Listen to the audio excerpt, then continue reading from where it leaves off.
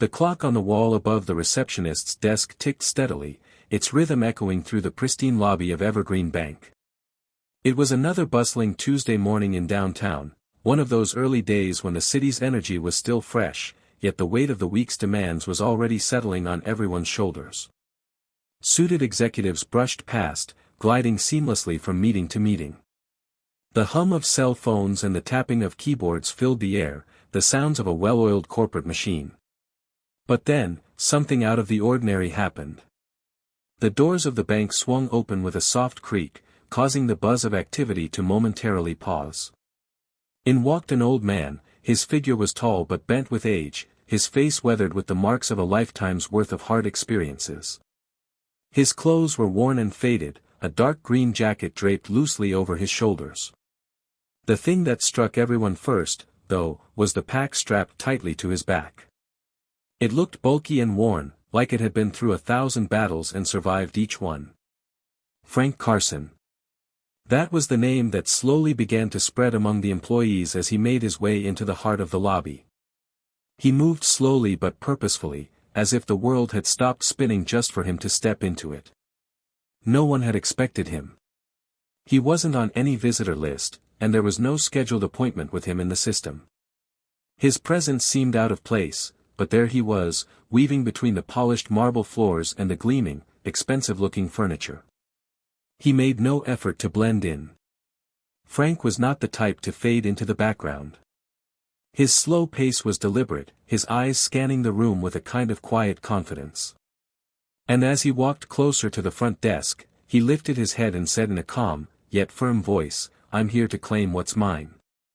The receptionist, a young woman named Sophie, blinked twice, unsure if she had heard him correctly. She wasn't sure how to respond. Here was an elderly man, perhaps in his 70s, wearing a pack that looked like it belonged to someone much younger. He had clearly walked in without a trace of hesitation, but his words, "claim what's mine," were unsettling. Was this some sort of joke? "I'm sorry, sir," Sophie said, trying to keep her voice polite. "Do you have an appointment?" Frank shook his head, a slight smile curling at the corner of his lips. "No, I didn't make an appointment," he replied calmly. "But I've been waiting a long time for this moment." Sophie exchanged a quick glance with her colleague, Tim, who was manning the phone line at the opposite desk. Neither of them knew who Frank Carson was, but his presence in the lobby was becoming increasingly odd. "I'm afraid if you don't have an appointment, you'll have to leave," Sophie said, her tone softening slightly, but still firm. She had dealt with strange visitors before, and this one didn't seem like he was going to get the hint easily. Frank's expression didn't change. He wasn't angry, nor was he upset. He simply stood there, letting the silence build between them, as if he was sizing her up. Finally, he sighed and lowered his voice just enough so that only Sophie could hear. "You don't believe me, do you?" The words caught Sophie off guard. She blinked again, taken aback by the directness of his statement. She had been working at Evergreen Bank for just under a year, and while she had seen her fair share of bizarre incidents, nothing could have prepared her for the strange confidence this man had in his claim. "I'm afraid I don't understand what you mean, sir," Sophie replied, now thoroughly confused. Frank took a small step forward, his feet making a soft shuffle on the marble floor. He could sense the rising tension in the air, the skepticism in Sophie's eyes, the wariness of those around him. He knew how they saw him, an old man with a worn-out pack, an oddball wandering into a place where he had no business being. But Frank wasn't here by accident. And he wasn't going anywhere until they understood what he was about to say. "I'm here to claim ownership of this bank," he said, his voice steady, almost too calm for the gravity of his words. Sophie's jaw dropped slightly. This was absurd. The bank was one of the largest financial institutions in the city, its ownership long established. The idea that this man, an elderly, unassuming figure, could possibly have any claim to it was laughable. But Frank didn't appear to be joking. "Excuse me?" Sophie stammered, trying to process what he was saying. "You heard me," Frank said. He shifted the weight of his pack, then glanced around at the bank's immaculate surroundings. "I've come to take back what's mine." The lobby grew quieter. It was almost as if the air itself had thickened with disbelief. Sophie stood frozen, unsure of how to react. She could see some of the other bank employees peeking over their desks, watching the scene unfold with growing curiosity. Tim, who had overheard the conversation, slowly stood up and walked toward them, his expression skeptical but polite. "Can I help you, sir?" Tim asked, his tone polite but with an edge of confusion. Frank turned toward Tim, his face remaining unchanged. "I need to speak to someone in charge," he said simply. Tim's eyebrows furrowed. "We don't have any scheduled meetings at the moment," he replied. "And if you don't have an appointment, I'm afraid you'll have to leave."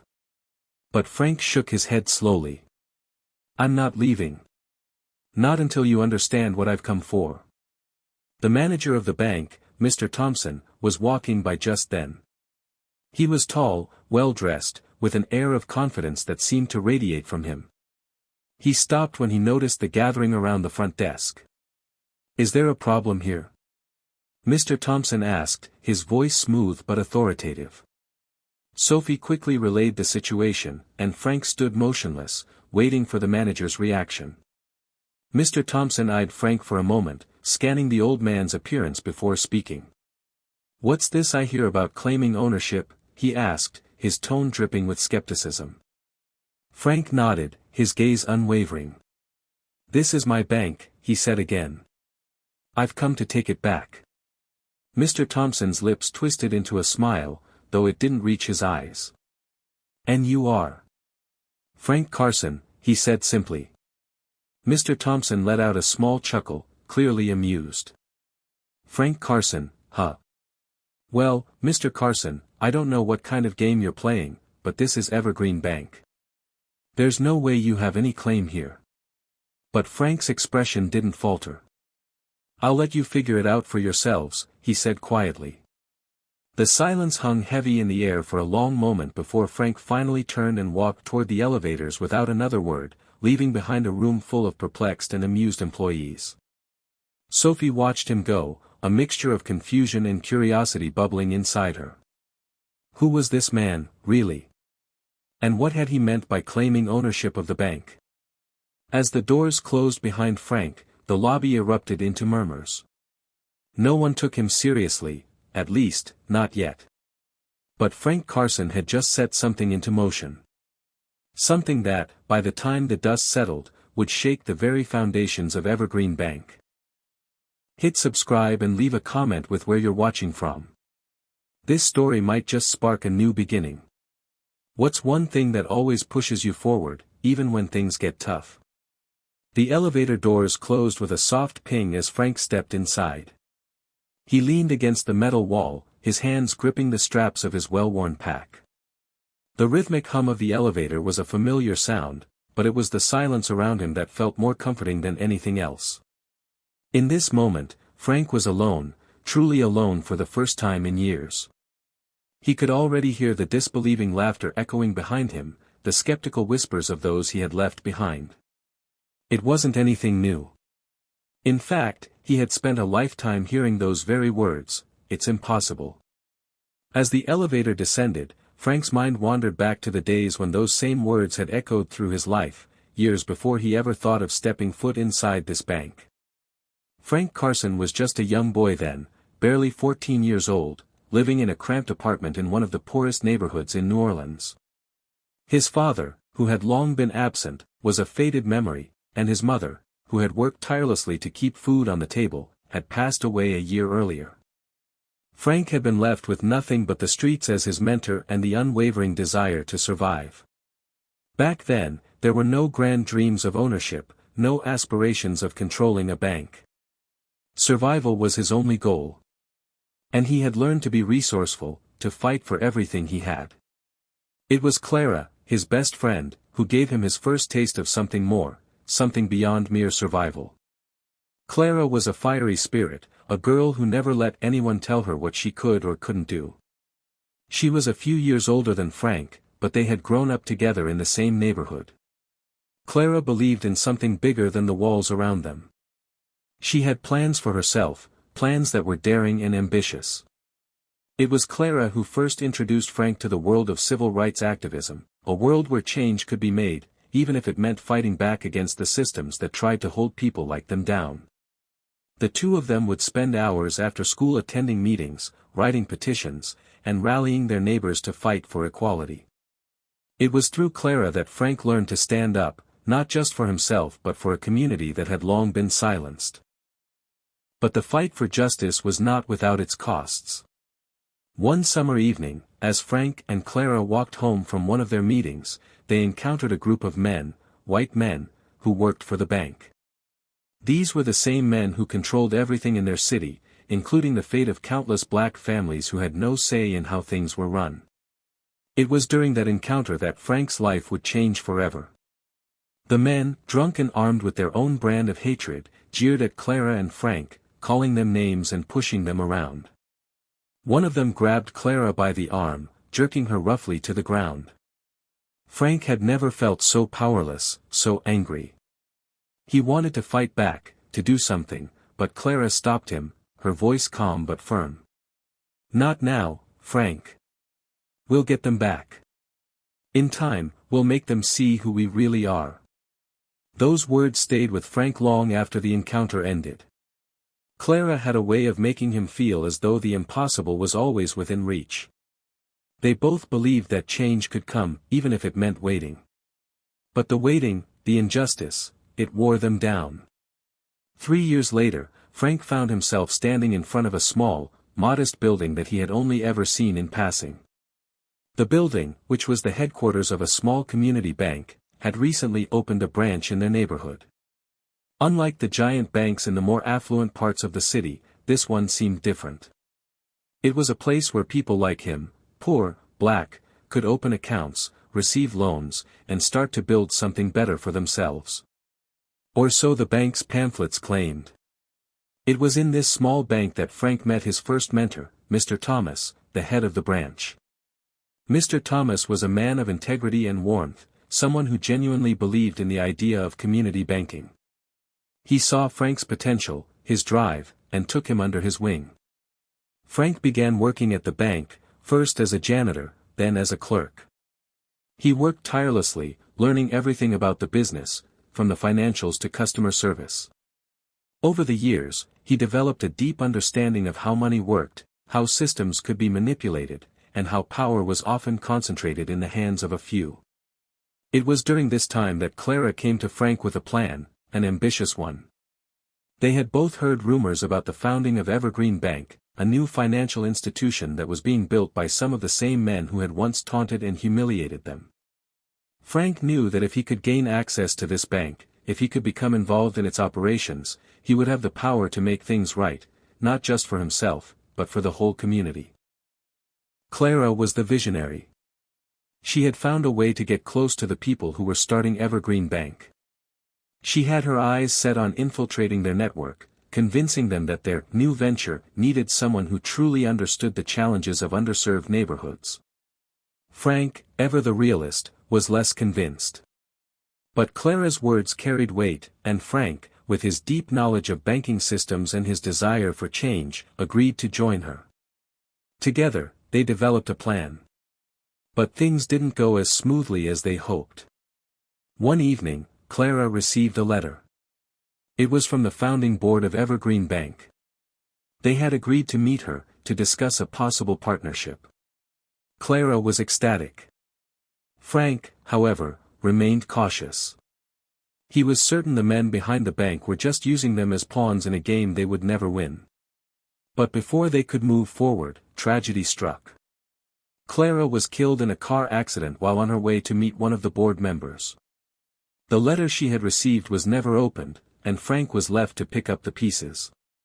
Her death shattered him. He lost not only his closest friend but the person who had given him purpose. For years, Frank carried on, working at the bank and making his own way.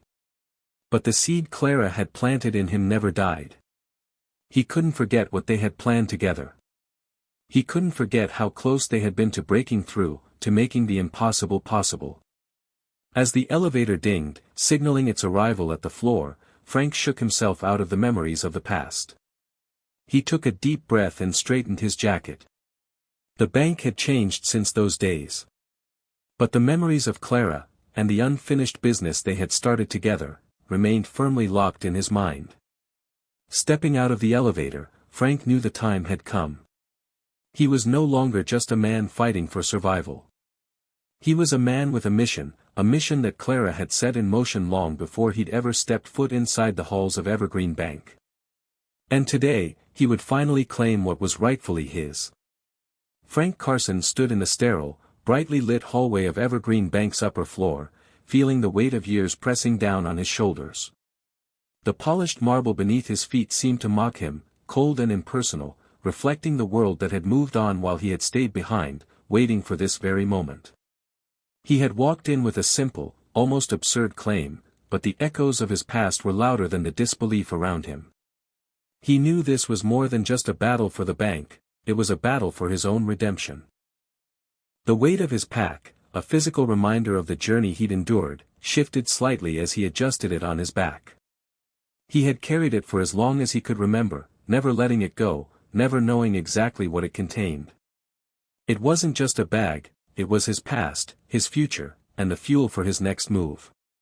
His grip on the straps tightened as he stared down the hallway, where the large, imposing office of the bank's CEO, Mr. Clayton Hargrove, awaited him. The security guard at the entrance glanced up at him, but said nothing. It wasn't unusual for people to wander in from the street, drawn by curiosity or desperation. Frank knew this was only the beginning, that the next few hours would unfold in ways that none of them could predict. They would laugh at him, dismiss him, but in the end, they would regret it.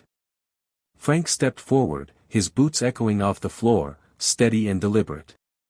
He could feel the vibrations in his chest, the pulse of his heart syncing with the rhythm of his steps.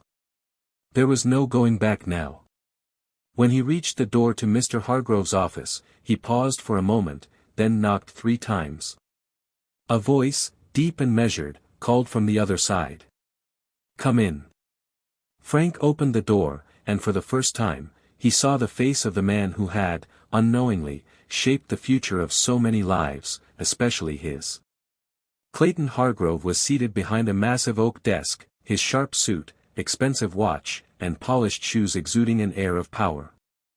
The office was immaculate, white walls, glass windows that looked out over the city, and a massive bookshelf filled with financial volumes and awards. To most, it was the picture of success. But to Frank, it was a reminder of everything that had gone wrong. Mr. Hargrove didn't look up at first. His eyes were glued to the documents in front of him, reviewing numbers and charts, unaware that his whole world was about to be shaken. "Mr. Hargrove," Frank said, his voice breaking through the silence like a whisper that demanded attention. "I need to speak with you." The CEO's head snapped up, his eyes narrowing slightly. "I wasn't expecting anyone," he said, his voice smooth but laced with a note of curiosity. "And I don't believe we've met." "I'm Frank Carson," Frank replied, his tone steady. "And I'm here to claim what's mine." A flicker of surprise crossed Hargrove's face, but it was quickly replaced by a dismissive smile. He leaned back in his chair, his fingers drumming against the polished surface of the desk. "I see. And what exactly, Mr. Carson, is it that you think you're entitled to?" Frank didn't flinch. This was the moment. "This bank," he said, his words unwavering. "It belongs to me. It always has." For a split second, Hargrove's expression wavered between confusion and amusement, and then he let out a soft chuckle. "You're serious, aren't you? What, are you here to claim a prize you think you've earned?" "This isn't a lottery, Mr. Carson. This is a legitimate business." Frank remained calm, his gaze never leaving Hargrove's.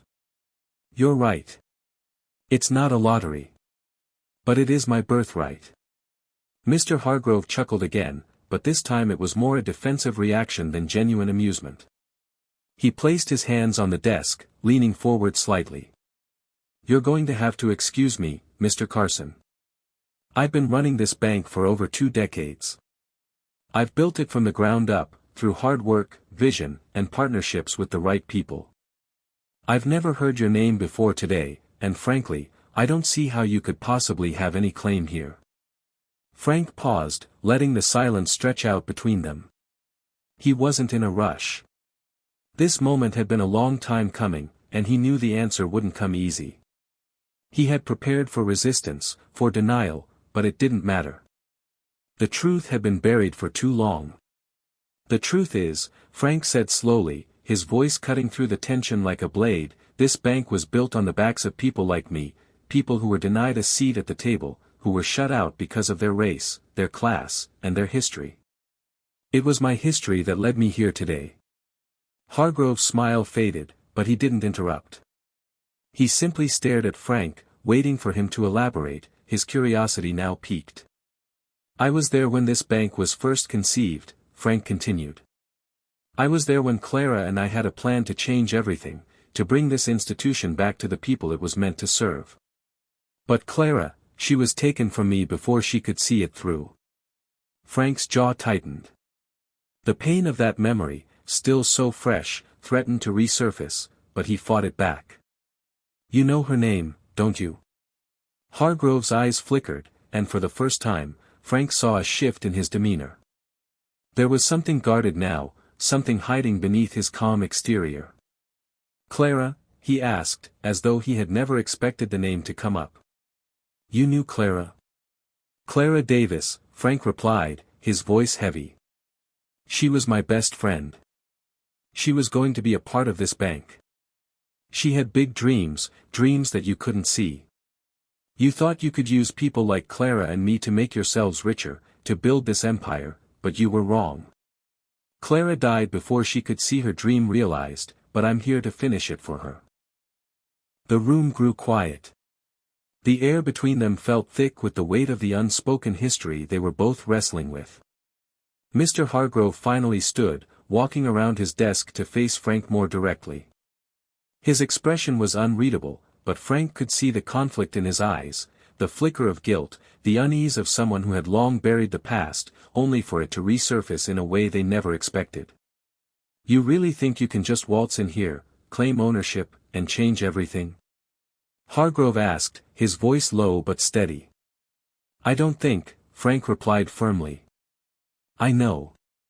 The CEO regarded him for a long moment, and then, to Frank's surprise, he stepped back, almost as if considering the possibility of what Frank had said. "You're not going to leave here, are you?" "No," Frank said simply. "Not until I get what's mine." Hargrove let out a sigh, running a hand through his hair. "I can see you're not going to let this go. But understand this, Frank. I don't know what kind of game you think you're playing, but you're dealing with things that are much bigger than you." "I'm not here for a game," Frank responded, his voice resolute. "I'm here to take back what's mine, and make things right. All of it." The cool, sleek walls of Mr. Clayton Hargrove's office seemed to close in on Frank Carson as he stood his ground. Hargrove's steely eyes didn't blink as Frank spoke his claim, but Frank knew the man's calm demeanor masked something deeper, uncertainty. Hargrove wasn't used to being challenged in this way, and Frank could see that it was starting to gnaw at him. They stood in silence for a moment, a strange tension hanging between them. Frank could almost feel the weight of history pressing down on them both. It wasn't just the bank that was at stake. It was something more personal, more rooted in the past. The story Frank had just shared with him about Clara, about the dreams of something better, lingered in the air. But Hargrove was not someone who could be swayed by stories of the past. His empire had been built on something much more tangible. "You're asking for a partnership, Mr. Carson." Hargrove's voice was level, but there was a sharpness to it now, like a knife being drawn from its sheath. "You think I'll just hand over control of this bank to you? Just like that? What's in it for me?" Frank didn't flinch. He knew better than to expect an easy answer or a quick resolution. He was playing a long game, and every word he spoke, every move he made, was part of the strategy. Hargrove wasn't the only one who could calculate risk. "I'm not asking you to hand anything over," Frank said, his voice low and calm but firm. "What I'm asking for is the truth. I'm asking you to acknowledge what this place was meant to be, a bank for the people, for the ones who never had a chance to sit at the table you've built. I want you to see the bigger picture." Hargrove's lips curled into a tight smile, his eyes narrowing as he crossed his arms over his chest. "The bigger picture? What does that even mean? You think you can just walk in here with your little pack and change everything? You think I built this place for charity? This is a business, Mr. Carson. I've worked hard to build something real, something profitable." "And in the process," Frank replied, his eyes never leaving Hargrove's, "you've forgotten who this place was supposed to serve. You've twisted it into something that benefits a few, and leaves the rest struggling. You think I'm here for a handout? No. I'm here to take back what was always meant to be mine." Hargrove raised an eyebrow. "You're—" He scoffed, shaking his head. "Let me get this straight. You're telling me that you, a man who's been off the radar for years, have some divine right to come in here and claim ownership of a multi-million-dollar bank?" Frank's heart pounded in his chest, but he kept his composure. This wasn't the time to lose his cool. His story, was far from over. He had to make Hargrove understand. This bank was built on the backs of people like me, people who had no voice, no power, no opportunity. And Clara Davis, was a part of that. She was part of the vision, part of the dream to create something that could uplift us, that could give us a chance to fight back against a system that's designed to keep us down. But she didn't get the chance to see it through. And now, I'm here to make sure that dream doesn't die with her. Frank paused, his words hanging in the air. He could see the flicker of recognition in Hargrove's eyes now. Clara Davis wasn't just a name from the past. She was a ghost that haunted this bank, a symbol of everything that had been wronged. Hargrove's posture stiffened, his gaze growing more guarded. "You really think you're in a position to make demands here, Carson? Do you think you can just waltz into my office, make these grand claims, and I'll just hand over the keys to this empire?"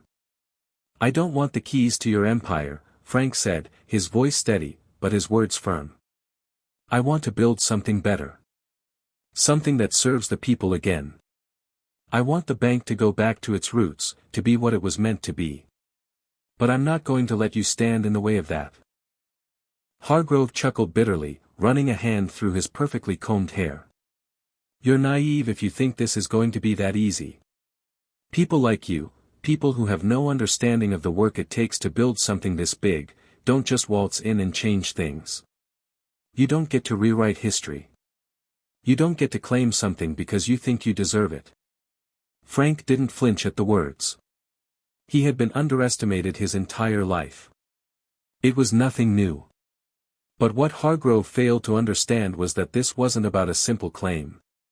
This wasn't just about money or control. It was about righting the wrongs of the past. "I don't expect you to understand, Clayton," Frank said, his voice growing colder, "but I'm not leaving here without what's rightfully mine. This bank, this place, was supposed to be a foundation for everyone, not just for you to sit on your throne. You've made your fortune, but now it's time to give back." Hargrove glared at him, his jaw tightening. For a moment, it seemed like he might explode in anger. But instead, he took a deep breath, as if considering Frank's words. "I'll tell you this," Hargrove said, his voice quieter now but still dangerous. "You think you can just walk in and take over? You think this bank will just hand itself to you on a silver platter? You have no idea what you're up against. You're playing a game you don't understand. And I'm not going to make it easy for you." Frank's lips tightened into a thin line. "I don't expect it to be easy. I didn't come here to play games. But you can either stand in my way, and watch everything fall apart, or you can join me, and help me build something that actually means something." Hargrove's eyes darkened, his mind clearly racing. Frank could see it, the wheels turning, the moment where Hargrove realized that he wasn't just dealing with an ordinary man. He was dealing with someone who had nothing to lose and everything to gain. "You're playing a dangerous game, Carson," Hargrove said, his voice now laced with a thread of warning. "I've been playing dangerous games my whole life," Frank replied, his gaze unwavering. "This is just the next one." The two men stood in a tense standoff, neither one willing to back down. The future of the bank, and the future of everything Frank had worked for, hung in the balance. And in that moment, Frank knew one thing for certain: this was only the beginning. Frank Carson left Mr. Hargrove's office with a sense of cold resolve settling in his chest. The skyscraper windows had seemed like walls, trapping him in an oppressive space filled with wealth and power that had never been meant for people like him. Yet, in that moment, Frank knew the battle had only just begun. The elevator ride down was painfully quiet, the hum of the machine echoing in the tight space. His mind raced. Hargrove had given him no real concession, no acknowledgement that Frank's words had struck a chord. But Frank had seen the flicker of something in Hargrove's eyes, a moment of doubt, however brief.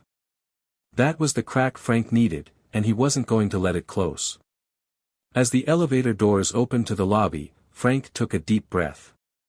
There were many battles ahead, but this was the first step. And he wasn't going to let it slip away. That evening, Frank sat at his kitchen table, the dim light above casting shadows over the clutter of papers, old files, and memories scattered across the surface. The faint hum of the city outside drifted in through the window, distant and indifferent. He flipped through the old documents Clara had left behind, hoping to find some shred of evidence that could solidify his claim.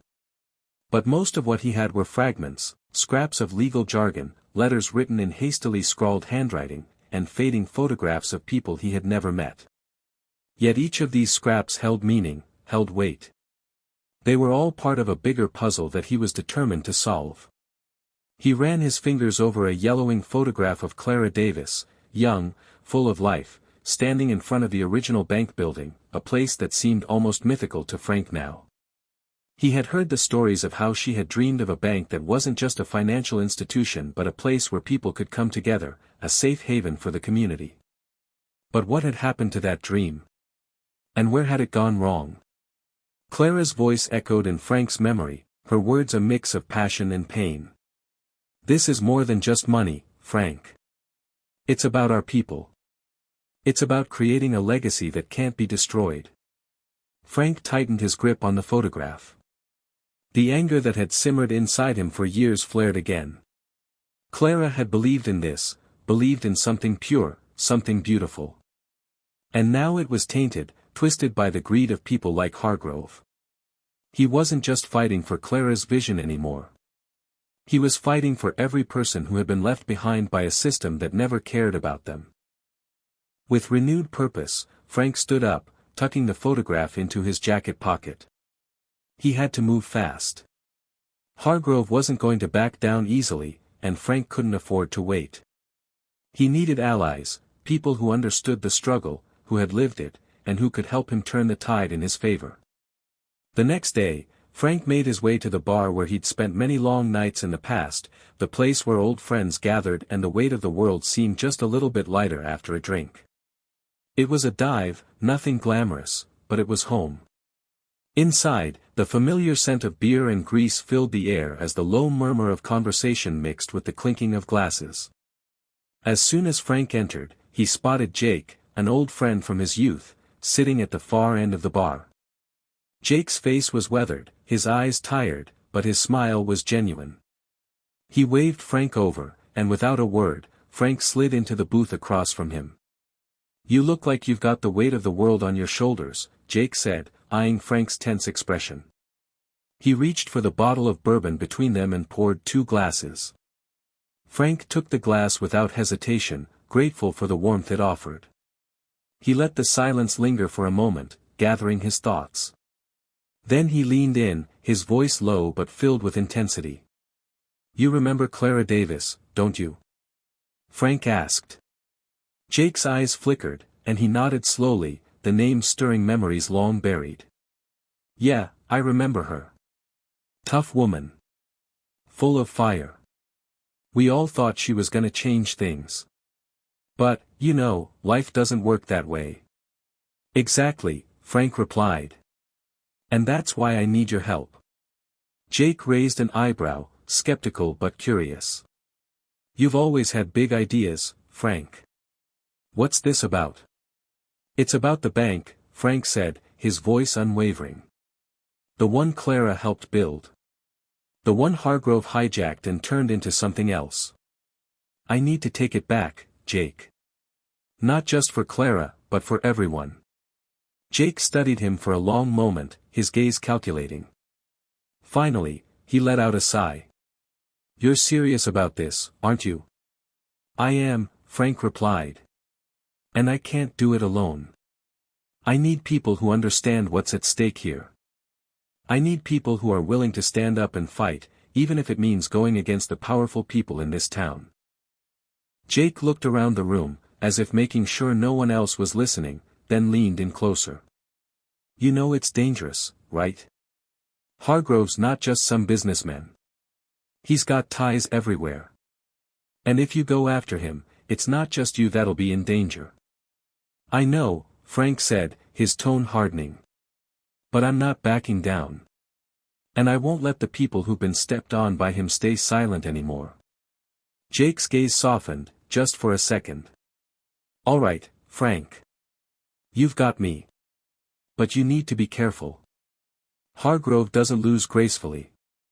Frank's eyes met Jake's, and for the first time in a long while, he felt a spark of hope. He had one ally now, but that was enough to get started. As Frank left the bar, he felt the weight of the world a little less heavy. One step forward, he thought. One step closer to making the dream real again. The next few days were a whirlwind. Frank reached out to old contacts, some he hadn't seen in years. He gathered people who had known the bank's early days, who understood its roots, and who shared his vision. With every conversation, the pieces began to fall into place. But as the network of supporters grew, so did the sense of danger. Frank knew Hargrove wouldn't let this challenge slide. He would fight back, and Frank needed to be ready for whatever came next. That night, as Frank sat alone in his apartment, the phone rang. The voice on the other end was calm, but the message was clear. We're watching you, Carson, the voice said, before hanging up. Frank set the phone down, staring at it for a long moment. He knew this was just the beginning. The real battle was about to begin, and it wouldn't be fought with just words. It was going to take everything he had, and more. The days blurred into one another as Frank and his small group of allies began to put their plan into motion. There was a subtle shift in the city, a whisper of anticipation growing in the streets, in the bars, in the cafes. People who had long been silent, who had once been resigned to their lot in life, were starting to talk. They were starting to listen. And Frank was at the center of it all. But as the momentum built, so did the threats. Frank had expected resistance from Hargrove, of course. What he hadn't expected was the sheer force with which the man would fight back. The pressure started small, an anonymous letter here, a phone call there. Then, the threats escalated. Frank's car was vandalized one night, the tires slashed and the windows shattered. The following week, his apartment was broken into. Nothing was taken, but there was a message left behind, scrawled on the wall in red paint, "You won't win."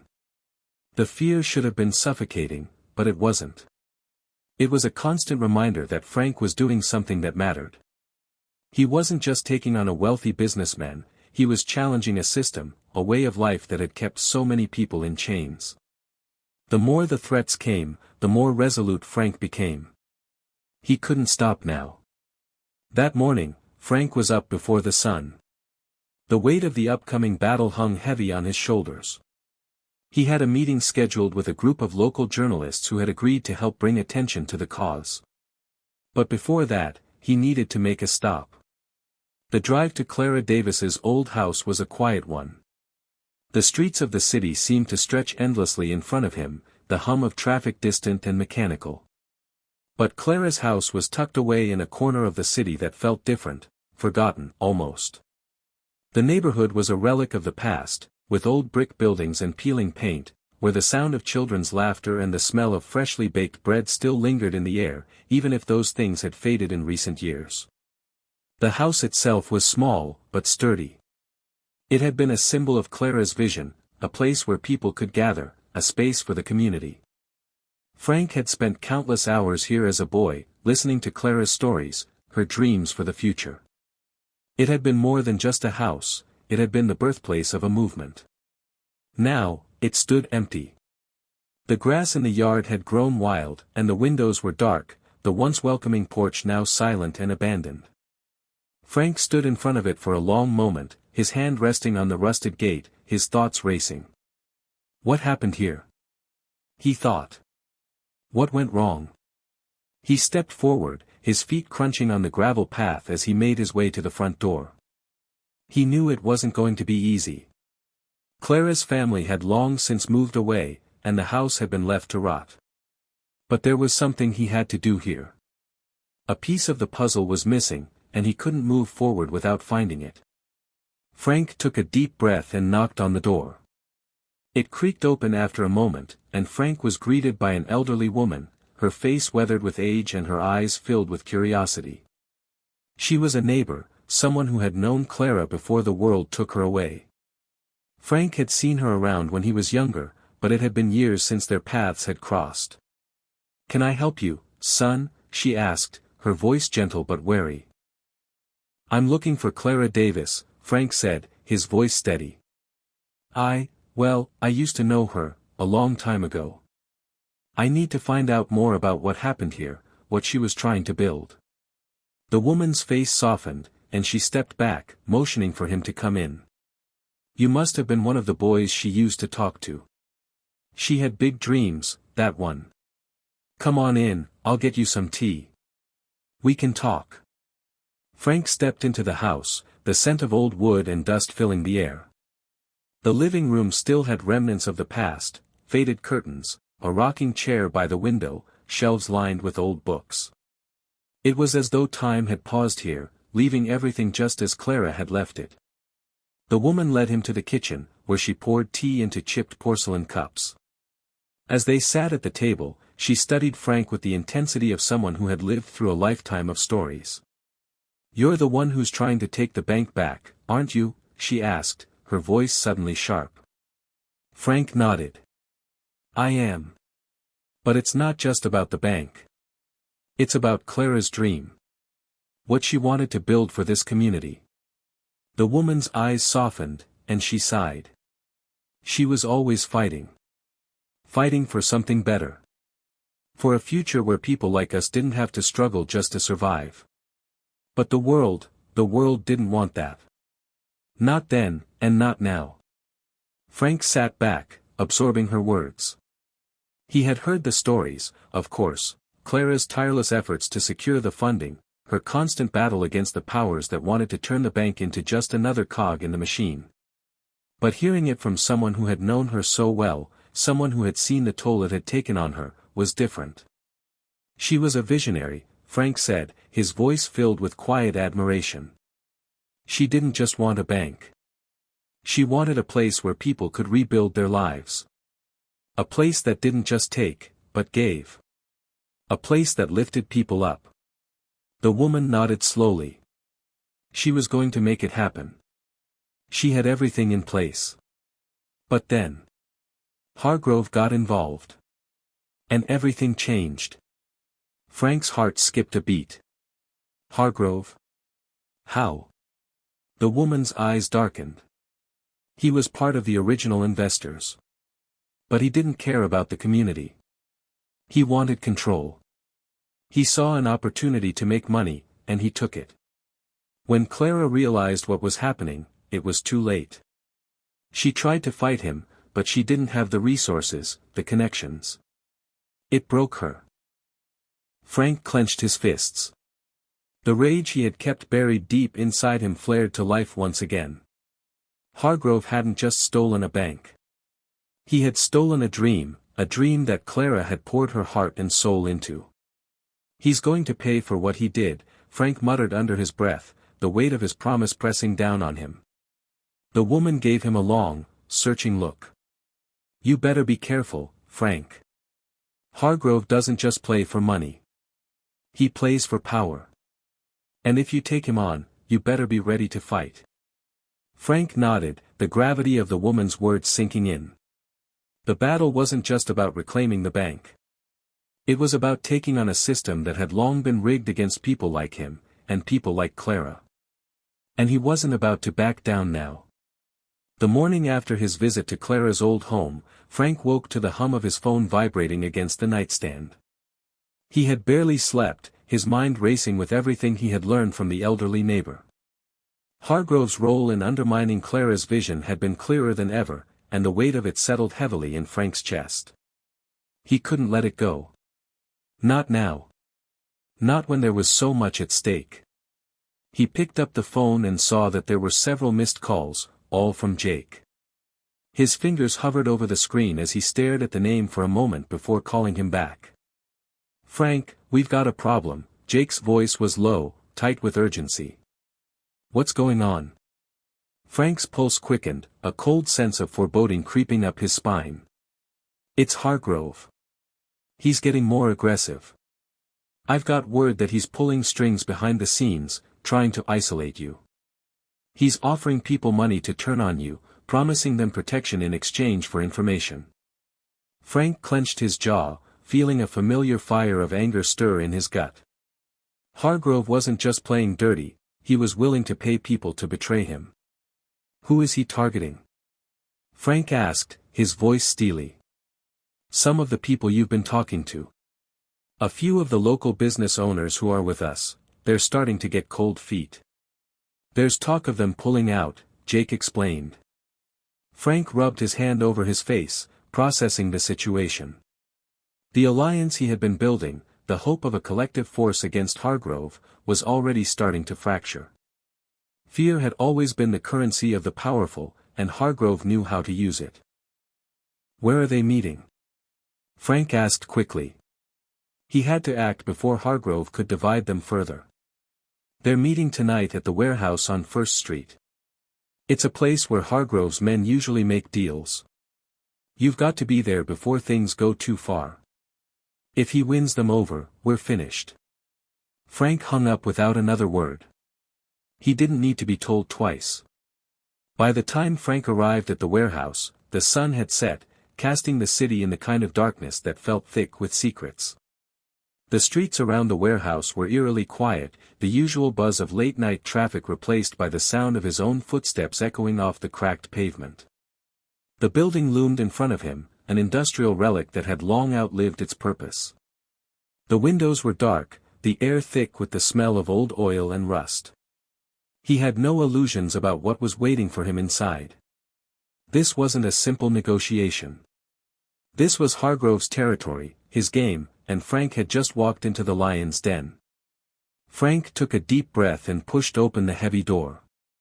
The sound of the hinges groaned in protest as he stepped inside, his eyes adjusting to the dim light. There were several figures already gathered, their backs to him. He could feel their eyes flicker in his direction as he entered, the air charged with tension. The people he had been working with were here, people he had thought of as allies. But now, as he took in their uncertain faces, he wasn't sure who was still on his side. At the far end of the room, standing with a smirk on his face, was Hargrove. He was flanked by two men Frank didn't recognize, but their cold expressions spoke volumes. Hargrove's eyes locked onto Frank's, and the smugness in his gaze was unmistakable. "Carson," Hargrove said, his voice dripping with mock politeness. "I'm glad you could join us." Frank stepped forward, his posture straight, his resolve hardening with each step. "This isn't your game to win, Hargrove," he said, his voice low but filled with certainty. Hargrove chuckled, as if Frank had just cracked the best joke he'd heard in years. "You're still so naive, Frank. This isn't just about the bank. This is about power. And you're not in control here. I'm the one who holds all the cards." Frank's pulse quickened. He had to stay focused. "It's about the people, Hargrove. You've made it about greed, and you've hurt enough people already. It's time for that to end." The tension in the room thickened. Frank could see the doubt in some of the faces around him, the hesitation that had started to creep in. These were people who were just trying to survive, people who had lived their whole lives under the boot of men like Hargrove. They were scared, and Frank understood that. He could feel the pull of fear wrapping around their hearts like chains, making it harder to speak the truth. But he wasn't afraid. Not anymore. "You're wrong," Frank continued, his voice strong. "You don't own this city. And you sure as hell don't own its future."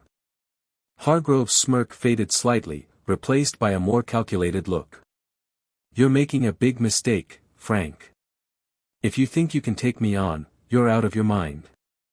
Frank glanced around the room again, his gaze steady. "It's not just me. It's everyone who's been screwed over by people like you. This isn't just about the bank, it's about standing up to a system that's broken. A system that's been designed to keep people like me, and people like Clara, down."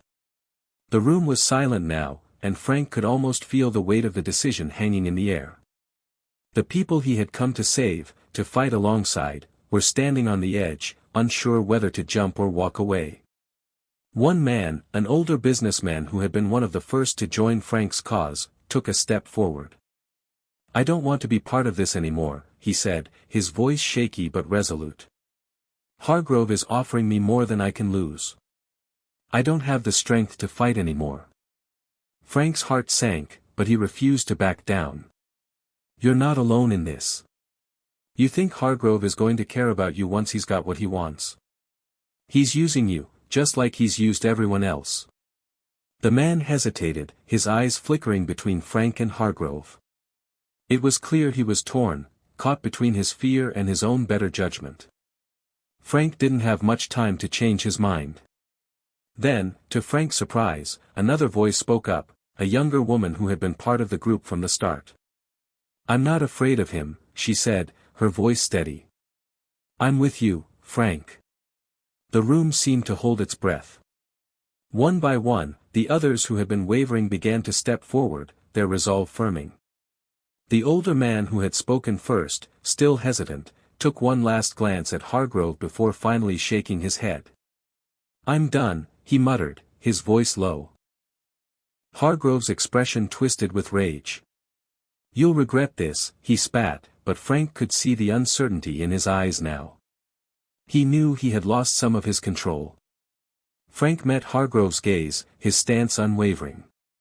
"The fight's not over, Hargrove. You can try to scare us all you want, but you can't break us." Hargrove's lips curled into a tight smile. "We'll see about that, Carson. This isn't the last time we'll meet." As Frank turned to leave the warehouse with his allies, the weight of the battle ahead pressed on his shoulders. But something had shifted. For the first time, he felt the faintest glimmer of hope. He wasn't alone. And this fight, this was only just beginning. Frank didn't sleep that night. His mind kept racing, thoughts of Hargrove, Clara, the community, and the fragile coalition he had started to build. There were moments when he felt the weight of the whole city on his shoulders, and then there were moments when he thought he might finally be getting through to people. The meeting at the warehouse had been a small victory, but it felt like just the calm before the storm. By morning, the city felt different. There was a buzz in the air, a sense of anticipation that hadn't been there before. News of the confrontation at the warehouse spread quickly, and while some of the people on the streets were still unsure of what to think, others were already rallying around Frank. They were beginning to see him not as a mere activist, but as the leader of something bigger, something that could finally challenge the system that had kept them in the dark for so long. But Frank knew that no victory came without consequences. Hargrove was not a man who took defeat lightly, and Frank had made an enemy of him, a powerful one. He didn't expect Hargrove to sit idly by, watching his empire crumble. And so, Frank prepared himself for the storm that was inevitably coming. The next few days were a blur of meetings and strategy sessions. Frank and his team worked tirelessly to organize protests, raise awareness, and draw attention to the injustices that Hargrove had perpetuated. They used every tool at their disposal, from social media campaigns to local rallies. The pressure on the streets grew, and the tide of public opinion began to turn. People were starting to stand up. But just as Frank began to feel the momentum building, the retaliation came. It started with small things, anonymous threats, a few veiled warnings from people who had once been his allies. Then, one afternoon, he received a phone call from Jake, his face tense and urgent. "Frank, you need to come to the office." "Now," Jake said, his voice sharp with panic. "What's going on?" Frank asked, already reaching for his keys. "Hargrove's men, they've been to the office. They've taken everything. All the files, the documents. They've shut us down, Frank. We don't know where they've gone." Frank's stomach churned as he hung up the phone. His heart raced in his chest as he made his way to the office. He had been expecting this, but it still hit him harder than he could have imagined. They had hit him where it hurt the most, his strategy, his plans, everything they had worked for, gone. By the time Frank arrived, the office was locked up tight. Jake was waiting outside, looking more disheveled than usual. His eyes were wide with disbelief, a helpless look on his face. "They cleaned us out. Everything's gone, Frank. All our records, all the stuff we were going to use to bring Hargrove down." "They knew exactly what they were looking for," Jake said, his voice tight. Frank's blood ran cold. "Did anyone see anything? Anyone who might know where they went?" Jake shook his head. "No, but I think they've been following us for a while. They knew exactly what we had planned." A sinking feeling settled in Frank's gut. Hargrove was no fool. He had been in the shadows, watching, waiting for the right moment to strike. And now, it seemed that moment had arrived. "This isn't just about the bank anymore, Jake," Frank muttered, more to himself than anyone else. "It's bigger than that. Hargrove won't stop until he's crushed everything we've built." Jake stepped closer, lowering his voice. "You need to be careful, Frank. We've been pushing hard. Hargrove won't let us continue this. He'll make sure we're destroyed, one way or another." Frank looked out over the empty office, the walls that had once felt like a fortress of hope now barren and hollow. He could feel the weight of the loss pressing on him, but he knew that this was just the beginning. They had no choice but to keep pushing. "We can't stop now," Frank said, his voice low but firm. "We'll find another way. We'll find a way to make this right." But in his heart, Frank knew it wouldn't be easy. The walls were closing in, and every move he made seemed to lead him deeper into Hargrove's game. That night, Frank sat alone in his small apartment, the glow of the city lights outside casting long shadows across the room. His thoughts were a tangle of frustration and fear, and the quiet of the apartment felt suffocating. He needed a break, something to clear his head, a moment to regroup. He sat at the kitchen table, his fingers drumming against the surface as he stared at the empty space before him. His phone buzzed. It was a message from Sarah, one of the few people still willing to stand by him through all of this. Her words were brief, but they carried the weight of something important. "I think I found something. Meet me at the cafe on 4th at 9. Frank didn't hesitate. He grabbed his coat and left the apartment, the cold night air hitting him like a slap to the face. He walked through the empty streets, the city quieter now, as if everyone was holding their breath. He had no idea what Sarah had found, but if it was what he thought, it could be the key to turning things around. The cafe was small and dimly lit, tucked away on a quiet corner in the city. It had been a place Frank had frequented with Clara, back when they were first starting their fight. The memories of their long discussions about what they wanted for the future, their dreams, still lingered in the corners of the room. The place was still warm, though it felt emptier now. Sarah was already sitting at a table in the back, a cup of coffee in front of her. She looked up as Frank approached, her face tense. "Thanks for coming," she said quietly, motioning for him to sit. "What have you found?" Frank asked, his voice low. Sarah pulled out a small folder from her bag and slid it across the table. Frank opened it, and his heart skipped a beat. Inside were documents, legal papers, files, financial records. But it wasn't just any paperwork. It was proof, solid proof, that Hargrove had been involved in money laundering, diverting funds from the very bank Frank was trying to reclaim. We found it hidden in a few of his companies. He's been laundering money through the bank for years, using it to fund his other illegal activities. This is everything we need to take him down, Frank, Sarah said, her voice barely above a whisper. Frank's mind raced. This was it. This was the smoking gun. The proof that could bring Hargrove to his knees. But as he sat there, looking at the files, he knew something else too. This would make him an even bigger target. Hargrove would stop at nothing to protect himself. Frank had just put a giant target on his own back, and he wasn't sure if he was ready for the storm that was coming.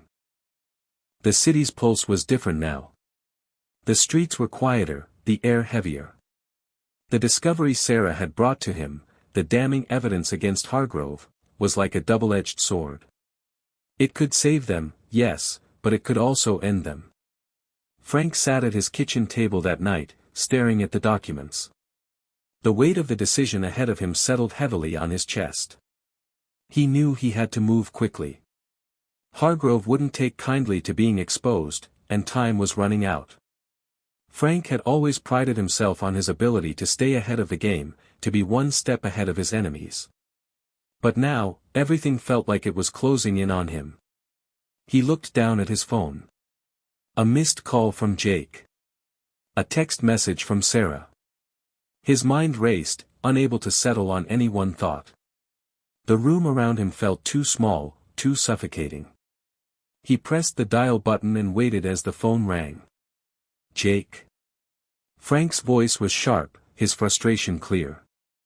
Frank, we've got a problem, Jake's voice came through the line, sounding strained. You were right. Hargrove's men are everywhere. We can't move. They're watching us. Frank's stomach dropped. The danger was closer than he had thought. How bad is it? Frank asked, pushing the panic down. He couldn't afford to lose his cool now. They've got people at every corner. I've seen them tailing us for the last few hours. I think we've been compromised. And I don't know if I can trust everyone, Frank. Frank felt a cold shiver crawl up his spine. What do you mean, compromised? I mean, someone in our circle is leaking information to Hargrove. They know everything we've been planning, everything. Frank went silent for a moment, the realization hitting him like a freight train. He had suspected it for a while, but hearing it confirmed was a whole different level of betrayal. Who? Frank demanded. Jake hesitated. I don't know yet. But it's someone. I can feel it. Frank's jaw tightened. If there was a mole in their midst, it could spell the end of everything. The betrayal wasn't just painful, it was dangerous. I need you to stay close to the others. I'll figure this out. We move fast from here on out, Frank said, trying to keep his voice steady. You need to be careful, Frank. If they know what we're doing, they'll stop at nothing to get to us, Jake warned. Frank nodded, though he knew Jake couldn't see him. I'll be careful. Stay safe. He hung up, feeling a cold sweat on his forehead. Hargrove had grown more dangerous, and now it was clear that someone inside their operation was playing both sides. Frank wasn't sure who he could trust anymore. The next morning, Frank met with Sarah at a small cafe on 5th. They chose the place for its low profile, hoping to keep things discreet. When Sarah arrived, she was visibly shaken, her usual confidence clouded by the danger of their situation. Frank didn't waste any time. We have a problem, Frank said, not bothering with pleasantries. I know, Sarah replied, her voice tight. Jake just called me. Hargrove's men are all over the place. I've been getting the same feeling. Something's off. Frank leaned in closer, lowering his voice. There's a mole in the group. Someone's giving us up to Hargrove. And we need to find out who. Sarah's eyes widened in disbelief. You're sure? I'm not sure, but I can feel it. Jake thinks so too. We've been compromised. They sat in silence for a moment, the weight of the situation settling between them. Frank felt like they were standing on the edge of a cliff, the wind howling around them, but the ground beneath their feet was crumbling. So what do we do now? Sarah asked, her voice trembling with the uncertainty of the situation. We find out who's leaking information. We can't move forward until we know who we can trust, Frank replied, his voice steady despite the turmoil inside him. We can't afford to waste time, Frank. We're running out of options. If we don't act fast, Hargrove will have us all boxed in. You've got the evidence now. We just need to get it to the right people. Frank's eyes flickered to the folder of documents he'd been carrying around like a ticking time bomb. Sarah was right. They had the proof they needed to destroy Hargrove's empire. But without trust, there was no way they could use it. And with the mole in their midst, every move they made was a risk. I need you to stay close to Jake, Frank said, his mind already spinning with plans. Keep an eye on him. We need to know who's been talking to Hargrove. Sarah nodded, though Frank could see the unease in her eyes. And you? What are you going to do? I'm going to confront him, Frank said, his voice low and cold. I'll figure out who's behind this. Once I do, we'll move. As Frank stepped out of the cafe, he felt a deep sense of dread in his gut. He was walking into a minefield. Every step he took could trigger an explosion. His phone buzzed in his pocket, but when he looked at it, the message was from an unknown number. His heart skipped a beat as he read it. I know what you're doing. Don't think you can win. Hargrove always wins. You're out of your depth. The message sent a chill down his spine. Whoever had sent it knew exactly what he was up to. Frank's instincts screamed at him to be cautious, but he couldn't back down now. Not when they were so close. He headed to the warehouse on First Street, the place where he had confronted Hargrove's men just days ago. The place felt different now, emptier, more dangerous. As he approached, Frank noticed a black car parked across the street. He didn't need to think twice to recognize it as one of Hargrove's vehicles. He took a deep breath and approached the entrance. As he pushed open the door, a voice echoed from the shadows. You should have stayed away, Frank. It was a voice he didn't recognize. A low, mocking tone. Frank's heart raced as he scanned the dimly lit space. And then he saw him. Standing in front of him was a man he had never seen before, but his stance, his confidence, everything about him screamed danger. I'm guessing you're the one who's been playing both sides, Frank said, keeping his voice steady. The man smirked. You're not as clever as you think. Hargrove owns this town. And now, you're his problem. Frank's blood ran cold. This wasn't just a threat. This was a warning. And suddenly, the air around him felt thick with danger. Hargrove wasn't just trying to beat him, he was trying to break him. And Frank didn't know if he could survive this. Frank's heart pounded in his chest as the man stepped closer, the echo of his footsteps reverberating in the cold, empty warehouse. The dim light overhead flickered intermittently, casting long, jagged shadows that twisted across the floor like the fingers of unseen threats.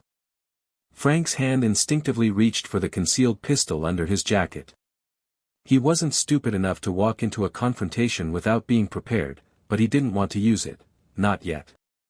The man in front of him, who Frank could only assume worked for Hargrove, looked calm, almost too calm, as if he had been waiting for this moment to unfold for a long time. The smirk on his face never wavered. You really thought you could take him down? The man asked, his voice dripping with disdain. You're just a small player, Frank. Hargrove owns this city. No one's going to stop him. Not even you. Frank narrowed his eyes, his mind racing. He'd been in enough dangerous situations to know that this moment could go in any direction.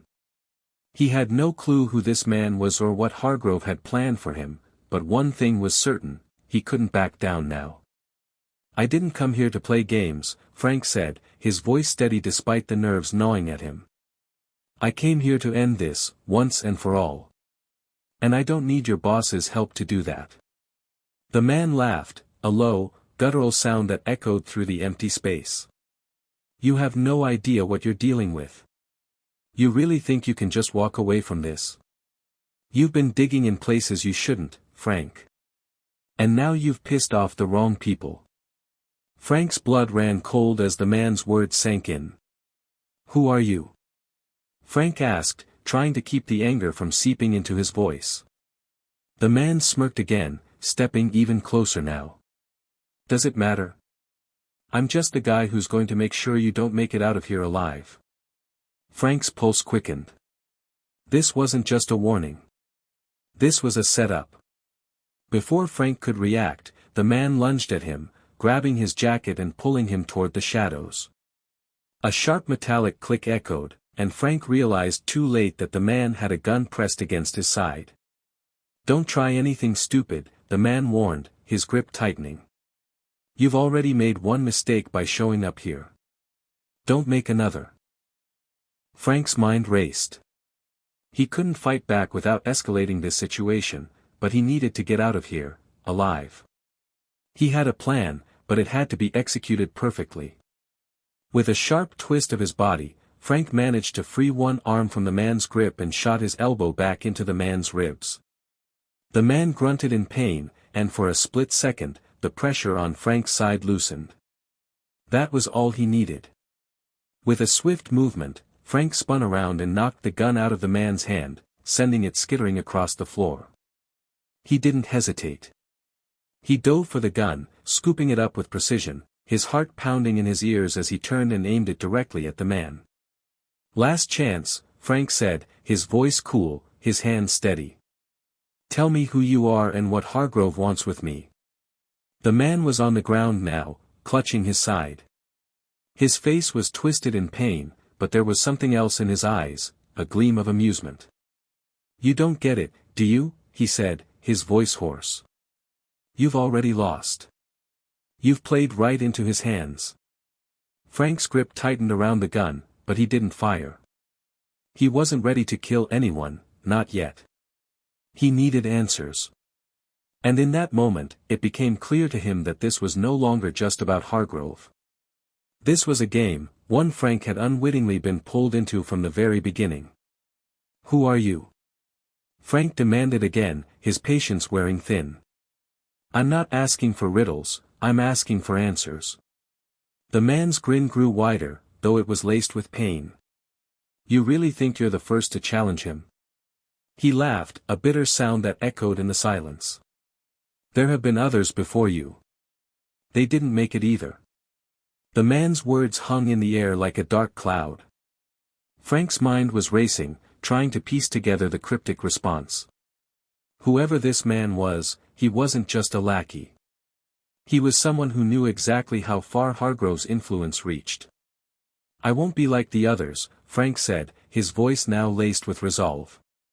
"I'm taking him down." The man's smile faltered for a moment, but then he just nodded, as if Frank had just said something inevitable. "You think you're the hero, don't you?" the man muttered bitterly. "Well, here's the truth, you're nothing but a pawn in a much bigger game. And the people you're trying to save? They're just as much of a commodity as the rest of us. Hargrove won't lose. He never loses." Frank's eyes hardened. He had heard enough. With one final glance at the man, Frank holstered the gun and stepped back, making sure to stay alert in case the man had anything left to throw at him. As Frank moved toward the door, the man called out one last time, his voice full of venom. "Do you think they'll remember you? The ones you're fighting for? They'll forget you, just like the rest of us. You'll fade into the shadows and they'll go back to their lives, indifferent. That's the world you're fighting for, apathy." Frank didn't stop. He didn't turn around. He couldn't afford to. The air felt sharper as Frank exited the warehouse. The city lights flickered, a constant reminder that he was being watched. The adrenaline that had flooded his body slowly began to ebb, leaving behind the familiar, gnawing feeling of unease. Hargrove's reach was far greater than Frank had anticipated. The words of the man still echoed in his mind, "You're just a pawn." Frank knew now that Hargrove wasn't just playing for control over the bank, over money, or even over the city. This was something much deeper, a system of control, manipulation, and power that stretched far beyond what he had imagined. But Frank wasn't backing down. If anything, the man's cryptic warning only fueled his determination. He would prove the man wrong. He would show that there was more than just power in this fight. There was hope. As he made his way back to the safe house, Frank knew that things were about to get even darker. The mole and his group, the threat from Hargrove's men, it all pointed to one conclusion: there was no more time to waste. The game had just begun, and Frank wasn't about to lose. Frank didn't sleep that night. His mind raced with thoughts of the encounter in the warehouse. The words from the man who had tried to kill him lingered in his thoughts, gnawing at him with each passing minute. "You're just a pawn. Hargrove always wins." The idea that he was being manipulated in ways he couldn't fully understand felt like a weight around his chest, making every breath feel heavier. He paced the dimly lit room, unable to shake the feeling of helplessness that seemed to tighten around him. His phone vibrated on the table, snapping him out of his thoughts. It was a message from Sarah. "We need to meet. I have some news. It's urgent." Frank's pulse quickened. He grabbed his coat and checked his gun, ensuring it was loaded and ready before heading out. Every instinct he had told him to be cautious. Hargrove was still out there, pulling strings. And now, there was a mole in their group, someone working with Hargrove from the inside. Time was running out. The streets were quieter than usual as he drove to the cafe Sarah had chosen. The night had settled in, and the city felt like a different place now, more sinister, as if even the air around him was thick with secrets and lies. Frank parked his car a few blocks away and walked the rest of the way on foot. The last thing he needed was to be followed, though he couldn't help but feel like the shadows were watching him. When he entered the cafe, Sarah was already seated at a corner booth. She looked up as he approached, her eyes tired but focused, her face serious. "Frank," she greeted him, her voice low. "I'm glad you came. This can't wait." He slid into the seat across from her. "What's going on?" Sarah's eyes darted around the cafe, as though making sure no one was listening. She leaned in closer, her voice barely above a whisper. "I've been doing some digging. And I think I know who the mole is." Frank's heart skipped a beat. "Who?" Sarah hesitated, then dropped the bombshell. "It's Jake." The name hit Frank like a punch to the gut. Jake. His closest ally, his best friend through all of this. It didn't make sense. Frank felt his throat tighten, as though he couldn't breathe. "You're sure?" Frank asked, trying to keep his voice steady, though he could feel the blood draining from his face. Sarah nodded, her expression grim. "I've been watching his movements. I thought I was just being paranoid, but then I started seeing patterns. He's been too careful, too controlled. And I caught him meeting with someone I know works for Hargrove.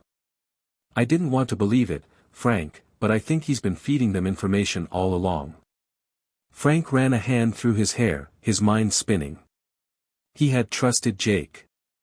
More than anyone. The betrayal felt like a knife through his gut. He couldn't comprehend how it had come to this. "If Jake's the mole," Frank began, his voice trailing off. He couldn't finish the sentence. The idea of Jake being a part of Hargrove's operation, of working against them, seemed impossible. "I know it's hard to believe," Sarah said, her voice soft. "But we have to face the facts. Jake has been acting strange lately, like he knows things he shouldn't. Things only someone close to us would know." Frank stared at the table, trying to digest the information. His trust in Jake had been absolute. Now, it felt like the ground beneath him was crumbling.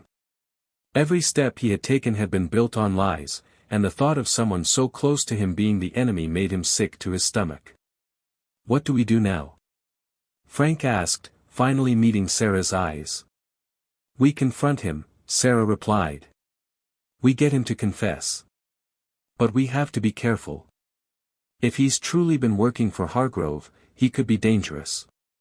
Frank stood up abruptly, the weight of the situation pressing down on him.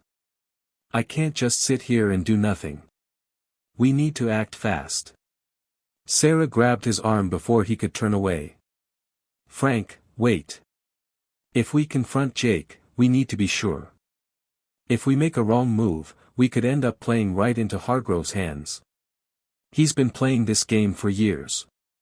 Don't let your emotions cloud your judgment." Frank nodded, though the anger bubbling inside him made it hard to focus.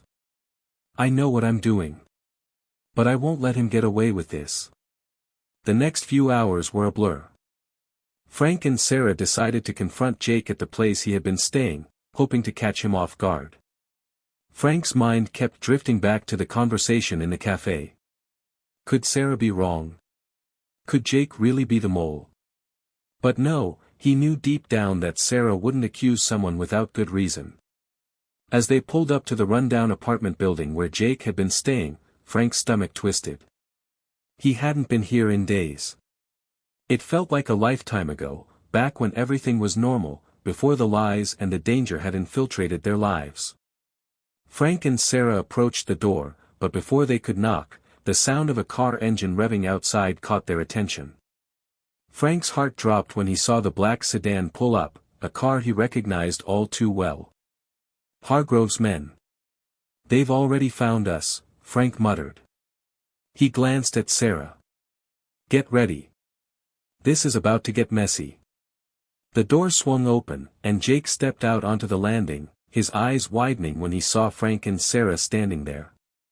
But there was something in his expression, something too guarded, too practiced. Frank knew immediately something was wrong. "Jake," Frank said, his voice calm but with a dangerous edge. "We need to talk." Jake looked from Frank to Sarah, his gaze flickering nervously. I don't know what you're talking about." "I think you do," Sarah interjected, stepping forward. "It's time to stop pretending. We know everything, Jake. You've been working with Hargrove, haven't you?" For a moment, Jake stood frozen, his face paling as he realized there was no escaping the truth. He tried to back away, but Frank was already moving toward him, his voice cold. "You've been feeding them information.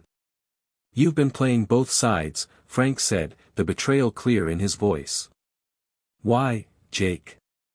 Why didn't you tell me?" Jake swallowed hard, his eyes darting to the car outside. The truth was written all over his face, but he didn't speak. "Say it!" Frank shouted, unable to hold back his anger any longer. "Tell me why you did it." The silence between them was deafening. Then Jake spoke, his voice barely above a whisper. "I didn't have a choice, Frank. Hargrove, he has too much power. He threatened everyone I care about.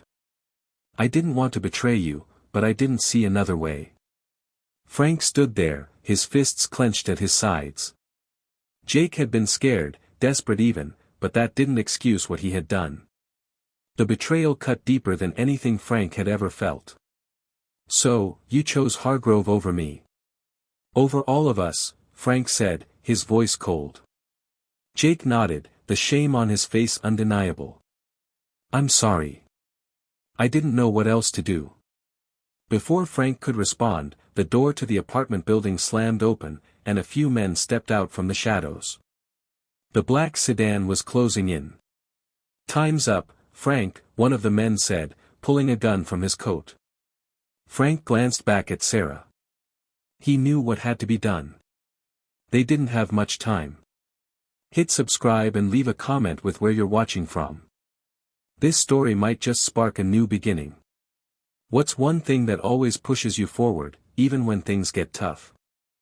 The tension in the air was palpable as Frank stood there, staring at Jake, the man who had once been his closest ally. Jake's words echoed in his mind, but no amount of explanation could undo the damage that had already been done. Frank's chest tightened with the weight of the betrayal, but he couldn't afford to get lost in his emotions, not now. He could hear the sound of approaching footsteps, the unmistakable thud of heavy boots on concrete. Hargrove's men were closing in.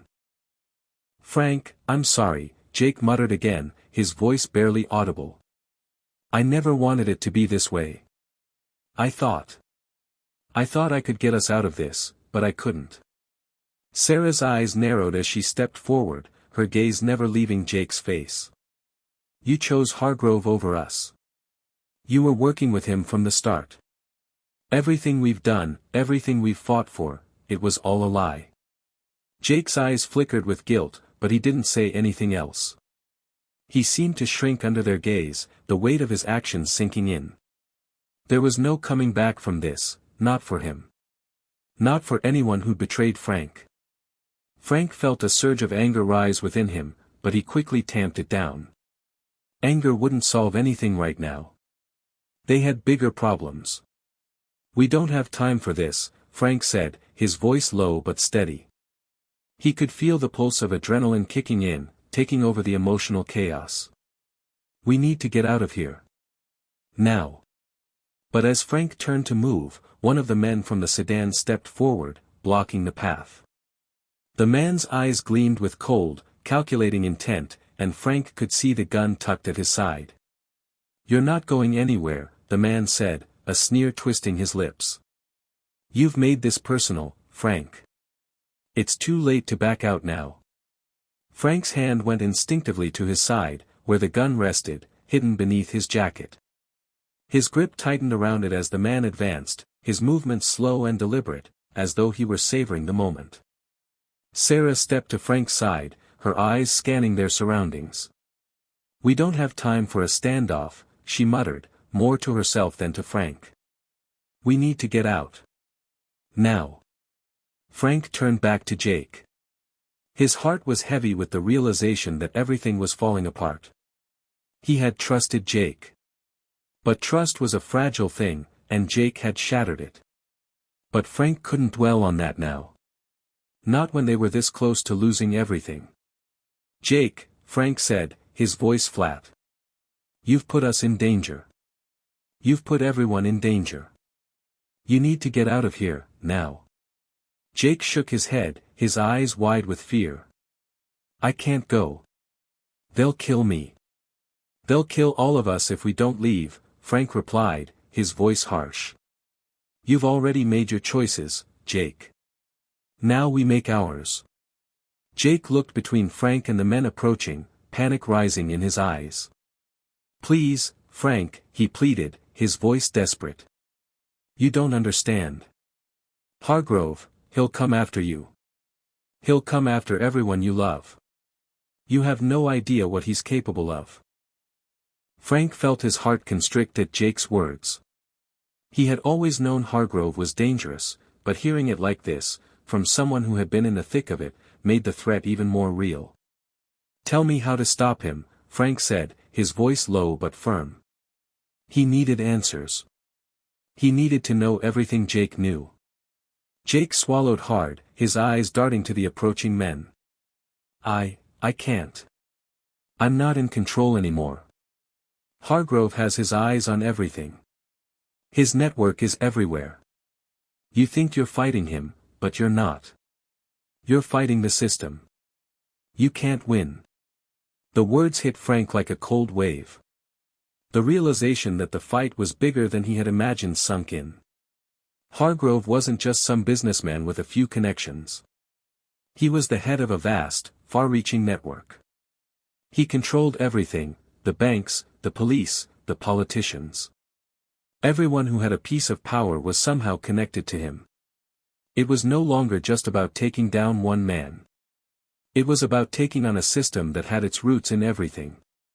"We can't win," Frank repeated, disbelief in his voice. "Is that what you're telling me?" Jake nodded slowly, the fear evident on his face. You're too late. Hargrove has already won. You're nothing but a pawn in his game. You always have been. The word struck Frank like a punch to the gut. Jake wasn't just betraying them now. He was trying to break their will. But Frank wouldn't let him. Not now. Not after everything they had been through. We'll see about that, Frank muttered, his voice filled with resolve. The men closing in were almost within reach, but Frank wasn't about to back down. He'd come too far. They had too much at stake. With a sudden, swift movement, Frank pulled out his gun, aiming it at the man who had blocked their way. His fingers didn't shake, his aim was steady, and the coolness in his chest was like the calm before the storm. The man hesitated, his eyes flicking to the other men behind him. He knew better than to underestimate Frank. You don't want to do this, Frank, the man said, his voice laced with a warning. We're just following orders. Then you can tell Hargrove to send someone else, Frank replied, his voice cold. Without another word, Frank fired a warning shot into the ground, the deafening sound reverberating in the alleyway. The men froze, eyes widening. For a moment, there was silence, and then Sarah's voice cut through the stillness. We need to go, Frank, she said urgently. Now. Frank didn't hesitate. He grabbed Sarah's arm and pulled her toward the side alley, his eyes never leaving the men.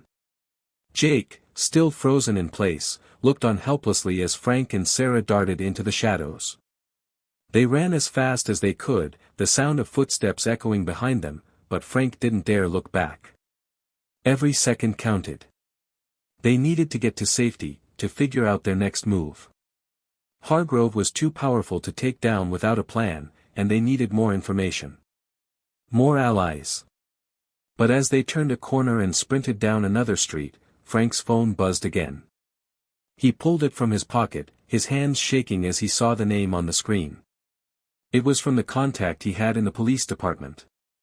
Get out of town, Frank. It's over. Hargrove has eyes everywhere. He's coming for you. Frank's blood ran cold. He had been hoping for help, for a way out, but it was clear now. There was no safe place. They were in this fight alone. But Frank was done running. Hargrove had taken too much from him, from all of them. He would fight back.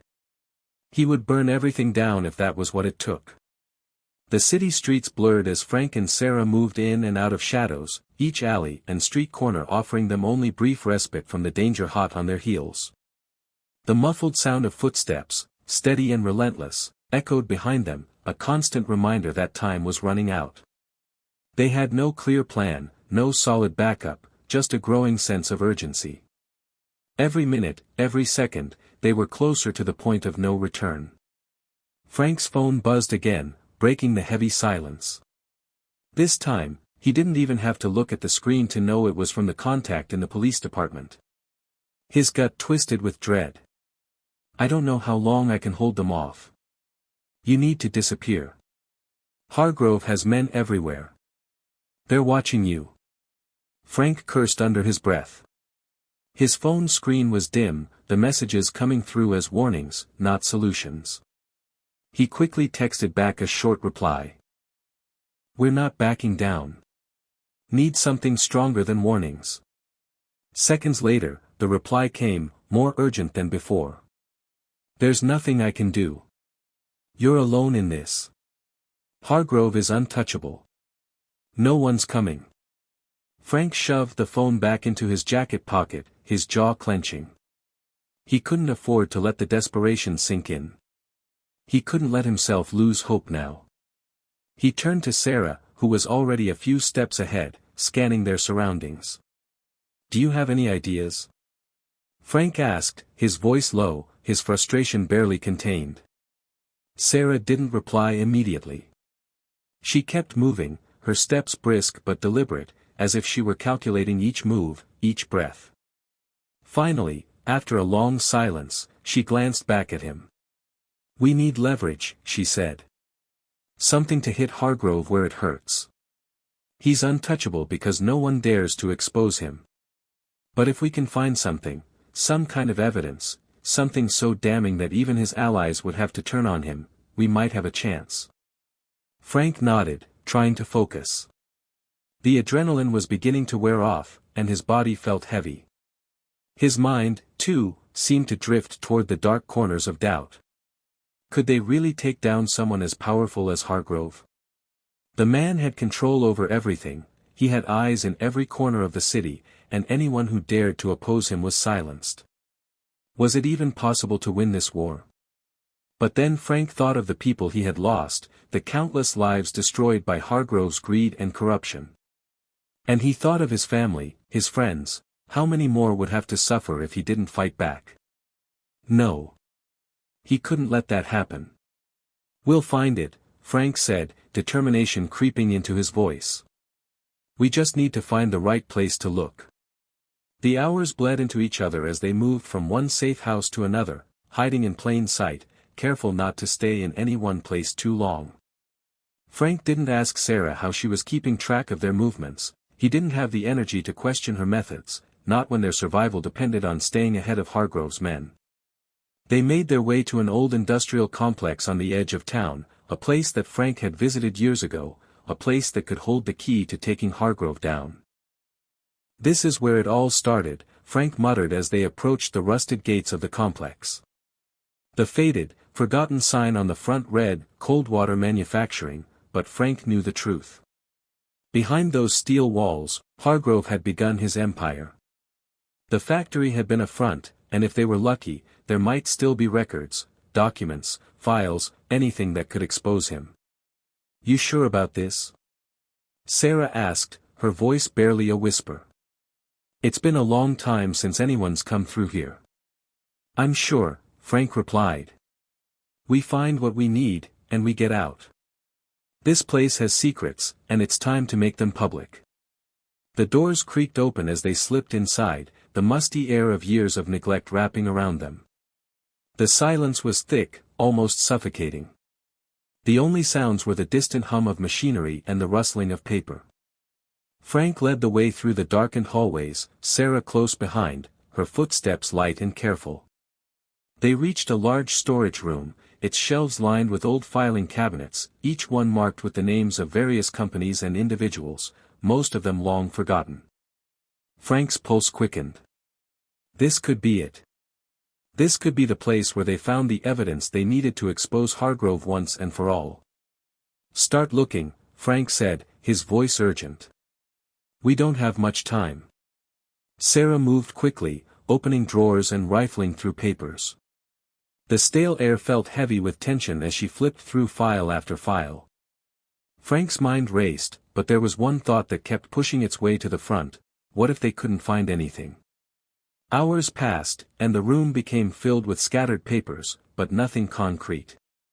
Frank was starting to feel the weight of failure bearing down on him. It was beginning to feel like all of this, the chase, the battles, the lies, was for nothing. But just as he was about to give in to the crushing sense of defeat, Sarah froze. Wait, she said, her voice sharp with disbelief. Frank, you need to see this. He rushed over to her, his heart thumping in his chest. She was holding a thick binder, its cover marked with a name that made Frank's blood run cold: Hargrove Enterprises. This is it, Sarah whispered, pulling out the binder's contents. It was a collection of financial documents, tax filings, and records from years past, things that could incriminate Hargrove if they got into the right hands. It was more than just paper, it was the proof they had been looking for.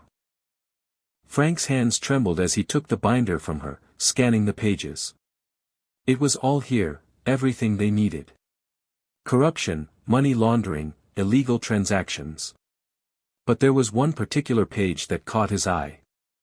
It was a contract between Hargrove and several key figures in law enforcement and politics, figures who were supposed to be above reproach, figures who had been aiding Hargrove in his rise to power.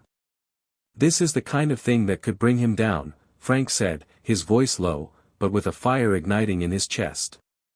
If this gets out, it's over for Hargrove. Just as Frank was about to tuck the binder under his arm, he heard the unmistakable sound of footsteps approaching. "They found us," Frank muttered, his eyes darting to Sarah. "We need to move. Now." They didn't have time to argue. Frank stuffed the binder into his jacket and motioned for Sarah to follow him. They had no choice but to move fast. The factory was their only chance to end this, but it was quickly becoming clear that Hargrove wasn't about to let them walk away with the evidence that could destroy him. As they made their way toward the exit, Frank's mind raced. They had what they needed, but now came the hard part, getting it out into the open.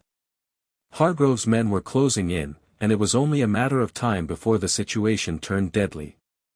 The pounding of footsteps echoed in Frank's ears as he and Sarah hurried through the winding hallways of the old industrial complex. Their time had run out. The place that had once seemed like a sanctuary, an old, forgotten relic of the past, had turned into a trap. Hargrove's men were everywhere. Frank could feel the heat of the pursuit behind them, as if the very walls of the factory were closing in on them. The evidence they had found, those damning documents, were now their most prized possession and their greatest liability. With every step, Frank could feel the weight of the binder in his jacket, a constant reminder that their fight was far from over. It wasn't just about taking down Hargrove anymore, it was about survival. "Keep moving," Frank muttered, his voice harsh. Sarah was close behind him, but even she couldn't hide the tension in her face. Her eyes flicked nervously to the left and right, scanning for any signs of movement. "We're almost out," Sarah whispered, though there was no certainty in her voice. "We can't let them catch us." "Not now." Frank nodded, his mind working on overdrive. They couldn't afford to be caught. If Hargrove's men got their hands on the evidence, everything they had fought for would be for nothing. The entire city, the system, would remain in Hargrove's control. And Frank wouldn't, let that happen. They reached the back exit of the complex, but just as they rounded the corner, they froze. Two men stood blocking the way, their weapons drawn, eyes cold and merciless. Frank's pulse quickened. He could feel the tension in the air, thick and suffocating. There was nowhere left to run. "We don't have time for this," Frank said, his voice low and steady, though his heart raced in his chest. His hand slipped to the gun at his waist. It was all he had left, one final line of defense. The two men exchanged a glance, smirking as if they had already won. They'd trapped Frank and Sarah in this corner, and they knew it. The taller one, broad-shouldered with a scar running down his cheek, took a step forward, his gun aimed squarely at Frank. "You think you can outrun us?" the man sneered, his voice dripping with contempt. "Hargrove owns everything. You've got no escape." Frank didn't flinch. "We'll see about that," he replied, his voice tinged with defiance. He wasn't about to let these men control the narrative. They had underestimated him before, and that would be their downfall. Before the man could respond, Frank pulled his gun and fired, the shot ringing out in the cold, damp air of the factory. The bullet grazed the taller man's arm, and he staggered back, his expression changing from one of arrogance to surprise. The other man didn't waste a second. He swung his gun toward Frank, but Sarah was faster. With a swift motion, Sarah had her own weapon drawn, and she shot. The second man fell to the ground with a grunt, his gun skittering across the concrete floor. Frank and Sarah stood in the eerie silence that followed. The tension was thick, but neither of them moved. They had a window, however brief, and they had to take it. "Come on, let's go," Frank said, pulling Sarah's arm gently. They couldn't afford to waste any time. They rushed out the back door into the alleyway, the sounds of gunfire echoing in the distance. Frank's heart pounded in his chest as they sprinted down the narrow street, weaving between parked cars and dumpsters.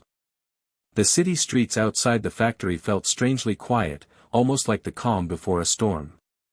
But Frank knew better. The storm was already here. "Where do we go now?" Sarah asked, her breath heavy as they ran. "We can't just keep running. We need to get to someone we can trust," Frank replied, his mind racing. He knew they couldn't keep running forever. Sooner or later, Hargrove's men would find them again, and they wouldn't stop until they had both Frank and Sarah, and the binder. There was only one person Frank could think of who might be able to help. Lena, he said, suddenly realizing it. We need to go to Lena. She's the only one left who can help us with this. Lena Matthews was a journalist, smart, resourceful, and one of the few people Frank could trust. She had been a thorn in Hargrove's side for years, exposing his dirty deals before anyone else had the courage to. But she had disappeared from the public eye, rumored to have gone into hiding after Hargrove's people came after her. If anyone knew how to handle Hargrove, it was Lena. Do you think she'll help us? Sarah asked, her voice skeptical but hopeful. She's the only one who can, Frank replied with a grim determination. She knows Hargrove's operation better than anyone.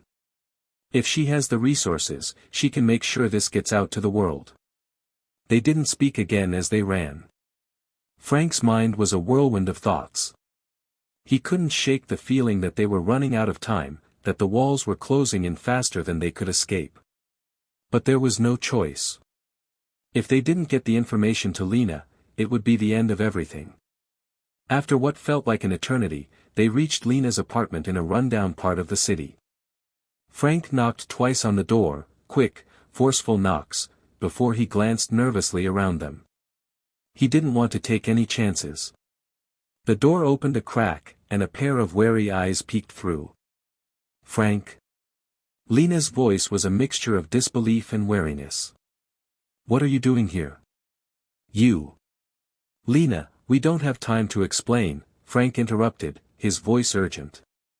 We need your help. We've got the evidence to take Hargrove down, but we're being hunted. We can't do this alone. Lena's eyes flicked to Sarah, then back to Frank, her gaze hardening. She opened the door wide enough to let them in, then locked it behind them. Come in, she said quietly. I've been expecting this. Frank raised an eyebrow, confused. What do you mean, you've been expecting this?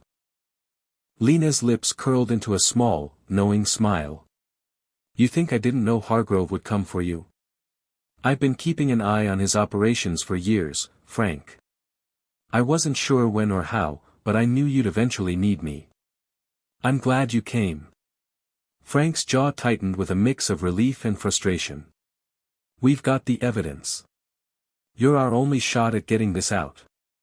Hargrove's men are closing in on us, and we don't have much time. Lena nodded, her face grim. I know. But we can't just throw this out there. Hargrove's network is too powerful. He's got everything locked down tight. But I have a plan. I can get this to the right people. I know who to trust, who can make sure the truth gets out. Sarah stepped forward, her expression serious. How long do we have? Lena hesitated, glancing at the window as if expecting someone to show up at any moment. Not long. But I've got a few connections who can help. We'll make sure this doesn't fall into the wrong hands. Frank handed Lena the binder, watching as she quickly scanned the documents. Her eyes narrowed with the same shock and disbelief Frank had felt when he first saw them. She knew the weight of what they were carrying. This is big, Lena said, her voice low but full of resolve. This is exactly what we need to bring Hargrove down. But it's going to take more than just exposure. We need to make sure no one can stop this from getting out. Frank nodded. We'll do whatever it takes.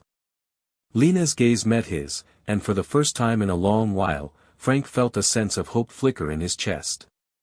Maybe, just maybe, they could win this fight. But as Lena moved to secure the binder in a hidden compartment, Frank couldn't shake the feeling that this was just the beginning. The battle with Hargrove was far from over. And the stakes were higher than they had ever been. The rain had started to fall softly when Frank, Sarah, and Lena huddled around a small, battered table in the dimly lit room of Lena's apartment. The night was quiet, too quiet, like the calm before an impending storm. The weight of the situation hung heavy in the air, pressing down on them all. Lena had already begun to sift through the documents Frank handed her, her fingers dancing quickly over the pages. Every now and then, she'd pause and make a small note on a legal pad. Frank sat across from her, his eyes never leaving her hands, watching each move as if she might suddenly stop and tell them it was all for nothing. But Lena wasn't the type to stop. She was the type to dig deeper, push harder, and go places no one else would dare. Sarah sat by the window, her face drawn, her gaze distant. She wasn't used to this kind of pressure, this kind of uncertainty. She had been in the fight for a long time, but the last few weeks had tested her in ways she hadn't expected. Still, she knew there was no going back. The documents they'd uncovered were too important, too dangerous to ignore. "Do you really think we can pull this off?" Sarah asked, her voice soft but filled with doubt. Lena didn't look up from her work, but she smiled faintly, her eyes flickering briefly toward Sarah. "You really think Hargrove is invincible?" "No one is. He's built his empire on lies, threats, and manipulation. But those things always catch up with you." Frank leaned forward, his elbows resting on the table. "But the evidence is explosive. If we release it the wrong way, it'll disappear before anyone can even blink. Hargrove's reach goes farther than we thought. We need the right plan to get it out to the public, to make sure nothing can stop it." Lena paused, tapping her pen on the legal pad. "That's where the next part of the plan comes in. You've got what you need, Frank. You've got the proof, and now we need to amplify it. But we'll need a team, people who know how to handle this kind of thing. People who know how to fight back against a man like Hargrove." Sarah shifted in her seat, now fully paying attention. "And where are we supposed to find this team?" Lena looked up, her eyes dark but resolute. "There's a network. A small group of journalists, activists, and former law enforcement agents who've been fighting the same fight we are. They've been working in the shadows for years. People like me, people who know how to take down men like Hargrove without getting caught. I've already contacted them. They're waiting for us." Frank's heart skipped a beat. This was the turning point. They had a chance, but they couldn't afford to waste it. "How soon can we get in touch with them?" Lena's fingers hovered over the phone on the table, but her gaze turned cold. "Sooner than you think. But we need to be careful. The more people know, the more chances Hargrove's men have to find us. If we're going to pull this off, it has to be clean. No mistakes." The urgency in Lena's voice only reinforced Frank's anxiety. Every moment they sat here planning was another moment Hargrove's men could be closing in. But they had to be methodical. They couldn't afford to slip up. Just as Lena was about to dial the phone, a sharp knock on the door shattered the fragile silence of the apartment. It was a quick, precise knock, 3 taps, then a pause. Frank's heart dropped into his stomach. That wasn't just anyone. That was a signal. "Shit," Frank muttered under his breath, motioning for Sarah to keep quiet. "Get down." Without thinking, they moved into action. Lena grabbed the binder with the evidence and quickly stashed it in a drawer next to the bed. She turned to them with a tense look in her eyes. "It's a setup. They found us." Frank cursed, his mind racing. This wasn't good. Not good at all. Sarah crept toward the window, peeking out through the cracked blinds. Her face went pale. "There's a car out front. 2 men, watching the building." Frank's pulse quickened, the adrenaline flooding his system as he moved to the door, his hand already on the handle. "We're not going down without a fight. We need to make a decision right now. We can't run anymore. We need to make our move before they get inside." Lena's eyes were sharp. "We don't have a choice. We need to get out and get the evidence to the network before they can stop us. They know we're here, but we have the upper hand." "But we don't have any backup," Sarah whispered, her voice strained. "I'll get us out of here," Frank said, his voice low and steady. "We don't need backup. We need to stay one step ahead." Before anyone could respond, the door swung open with a force that made it crash into the wall.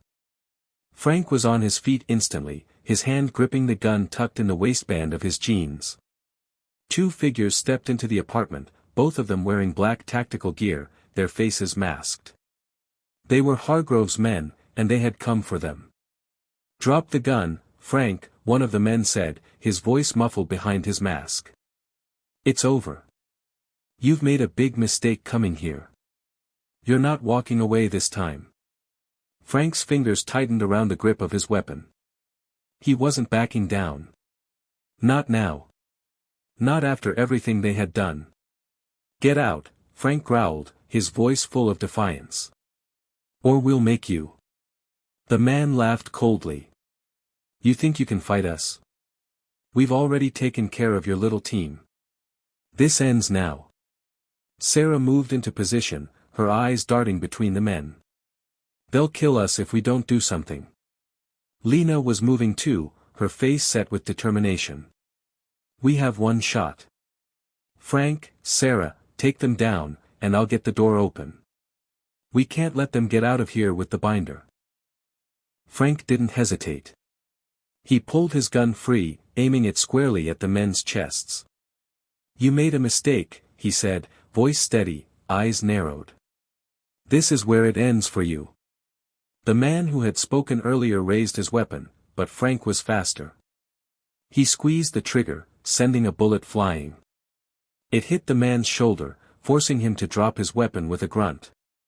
Sarah moved in sync, firing a shot that struck the second man in the leg, sending him to the ground with a pained cry. Lena's hands flew to the door, unlocking it as quickly as she could. "Go, go, go," she shouted. Frank didn't waste any time. He grabbed Sarah's arm and yanked her toward the exit. They sprinted down the narrow hallway of the building, the sounds of their footsteps echoing in the stillness of the night. As they burst through the door into the alley, Frank heard the unmistakable sounds of sirens in the distance. Hargrove's men weren't the only ones who knew they were here. "We're not done yet," Frank said, his voice low and urgent. "We need to get to the safe house. Now." Lena, already out ahead of them, nodded. "We'll make it. I've got a plan." But as they ran through the darkened streets, Frank knew that the real battle was just beginning. There was no turning back now. The rain fell in sheets, pouring down in a relentless torrent as Frank, Sarah, and Lena sprinted through the alleys of the city, dodging puddles and shadows. Their breaths came in ragged bursts, the weight of the evidence they carried a constant, oppressive reminder of what was at stake. With every step, Frank felt the cold steel of the gun in his waistband pressing against his side, the last line of defense against the world closing in on them. "We're almost there," Lena called out, her voice barely audible above the pounding rain. She was leading the way, cutting through the back streets with a familiarity that came from years of operating in the shadows. Lena had always been good at staying off the radar, something Frank had come to depend on over the years. But tonight, they weren't just staying hidden. They were running for their lives. The safe house, Lena's lifeline for moments like this, was located in an old industrial building on the outskirts of the city. A place that had once been a hub for underground journalists and activists, now serving as a refuge for those brave enough to fight against the very system that had created monsters like Hargrove. They turned the corner into a narrow street, the familiar outline of the building looming in front of them. The street was empty, save for the distant hum of city traffic, the occasional flicker of a street lamp. But Frank knew they couldn't relax, not yet. "We need to move faster," Frank muttered, his eyes scanning the empty road. He could almost feel Hargrove's men on their heels, watching their every move, waiting for the slightest mistake. Lena glanced over her shoulder, her expression tense. "They're probably already looking for us. But we'll be safe inside, at least for a while. This place has been through a lot of close calls, but it's still secure." Frank wasn't so sure. The stakes had never been higher, and no place was truly safe when Hargrove was involved. Still, it was their only option. They reached the door, and Lena knocked in a quick, familiar pattern. The door creaked open almost immediately, revealing a man in his early 40s, wearing a leather jacket and a grim expression. His face softened slightly when he saw Lena. "Lena," he said, his voice a mixture of relief and concern. "You're here." "We thought." "Yeah, well, we've had better days," Lena interrupted, stepping inside and ushering Frank and Sarah in quickly. The door shut behind them with a soft click, sealing them off from the outside world. The man's eyes flicked to Frank and Sarah, noting the tension in their postures, the way they seemed ready to spring into action at the slightest provocation. "You two must be the ones she's been talking about." "Frank, Sarah, right?" Frank nodded curtly. "That's right. We need a place to lay low. And fast." "Come in," the man said, stepping aside. "You're safe for now. But we need to talk about what happens next." Inside the safe house was a far cry from the sleek, modern world that Hargrove had built. The walls were lined with bookshelves stacked with old papers, files, and news clippings. There was no luxury here, just a small, functional space with a couple of old couches, a kitchen tucked in the corner, and a cluttered desk covered in gadgets and half-finished reports. It was the kind of place that smelled like old coffee and cold concrete, the kind of place where revolutions were planned and secrets were kept. The man led them to a table in the center of the room, where a few others were gathered. They were a mix of journalists, tech experts, and activists, their eyes flicking up when Lena entered with Frank and Sarah in tow. The atmosphere in the room was tense but focused. There was no time for pleasantries. "We've got work to do," Lena said, her voice sharp as she set the binder of evidence down on the table. The room fell silent as everyone gathered around, their eyes falling on the documents. Frank leaned against the wall, his arms crossed, his mind racing. He couldn't let himself relax. Not now. He had learned the hard way that trust was something you had to earn in this line of work, and even then, it wasn't always guaranteed. "So," Frank said, breaking the silence. "What happens next? How do we get this out to the world?" The man who had opened the door, his name was Marcus, took a deep breath and pulled a chair up to the table. "First, we make sure it's all legit. We can't afford to make any mistakes. We've got people who can authenticate these documents, but it's going to take time. Hargrove's network is vast, and if this gets out too soon, it's as good as gone." Lena nodded, but there was a fire in her eyes. "We don't have time to wait. Hargrove's men are already looking for us, and they won't stop until they get everything back. We need to move fast." "Agreed," Marcus said. "We'll get this to the right people, journalists, government officials, anyone who can help us get the truth out. But we need to be smart about it. We need to be sure that the pieces of this puzzle fall into the right hands. Otherwise, we're just throwing our lives away for nothing." Frank didn't like the sound of that. They couldn't afford to wait, but he also understood Marcus' point. If they exposed the evidence recklessly, Hargrove would crush them before they could get a word out. They needed a plan, and it had to be airtight. Lena turned to Frank and Sarah, her gaze intense. "You two need to rest. You've been through a lot, and we're going to need you at your best for what's coming. We'll take shifts, making sure we're not followed."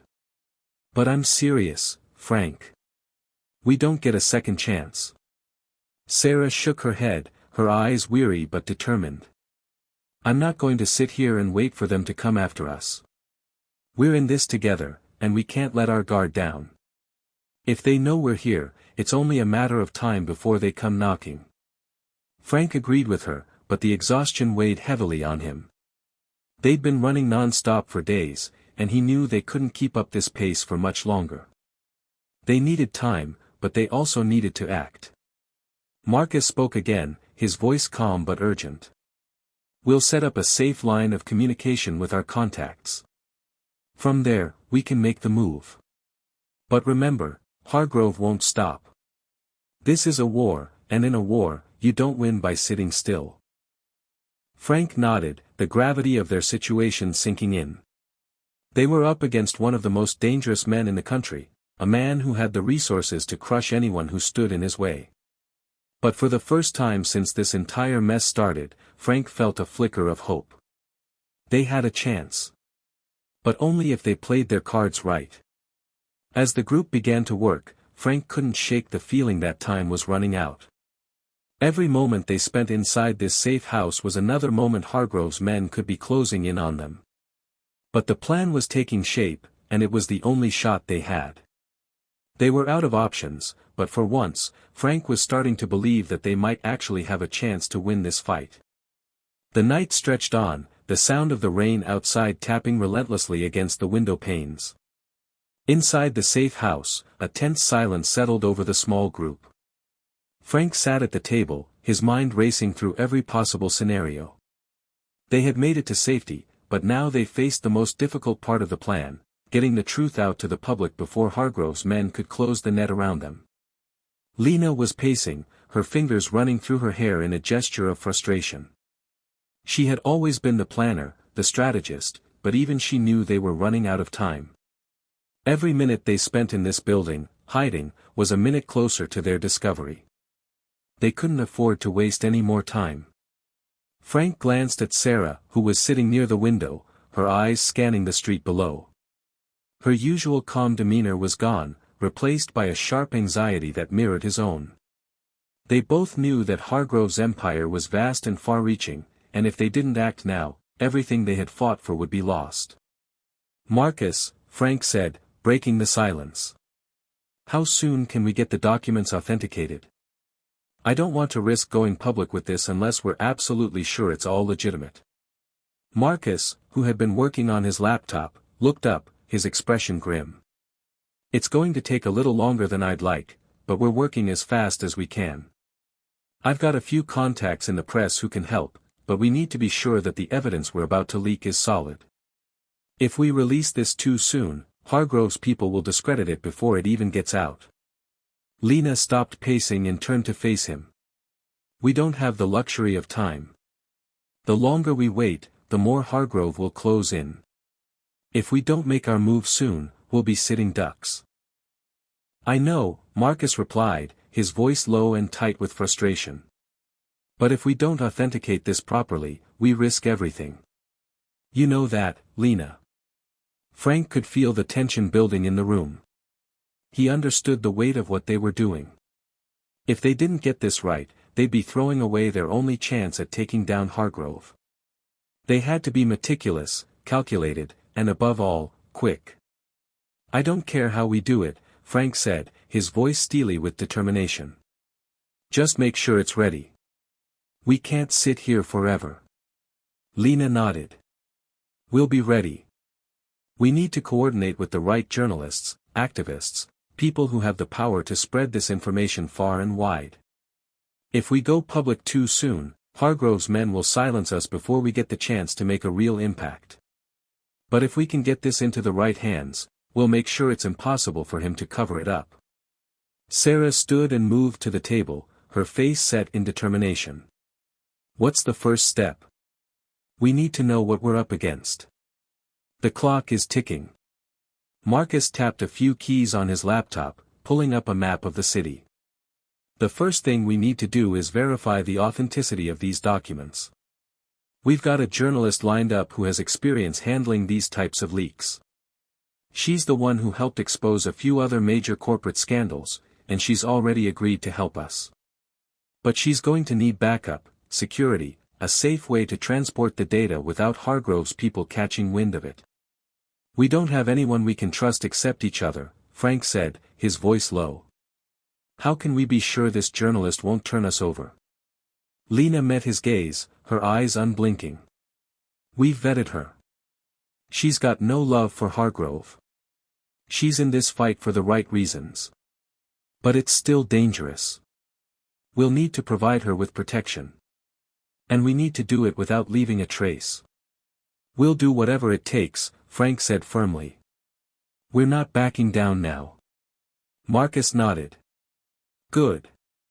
We'll get in touch with her tomorrow. But for now, we need to lay low and make sure no one tracks us here. If Hargrove has eyes on us, we'll have to move faster than we planned." As the conversation shifted into the logistics of the plan, Frank felt his nerves tighten. They were walking a razor-thin line between exposure and annihilation. The weight of what they were about to do hung heavily in the air, and every decision they made now would be crucial. But there was one thing Frank knew for certain: they couldn't turn back. Not now. Not when the stakes were so high. The next morning, Frank awoke to the sound of footsteps outside the door. His body was stiff, his muscles sore from days of constant motion, but sleep hadn't come easy. His mind had been racing the entire night, turning over every possibility, every detail of the plan. He pushed himself off the couch, running a hand through his hair, and made his way toward the window. He peered through the blinds, scanning the street. Nothing unusual. But that didn't mean they were safe. Lena was already up, her eyes sharp as she studied the latest reports that had come in. She glanced up when she noticed Frank standing by the window.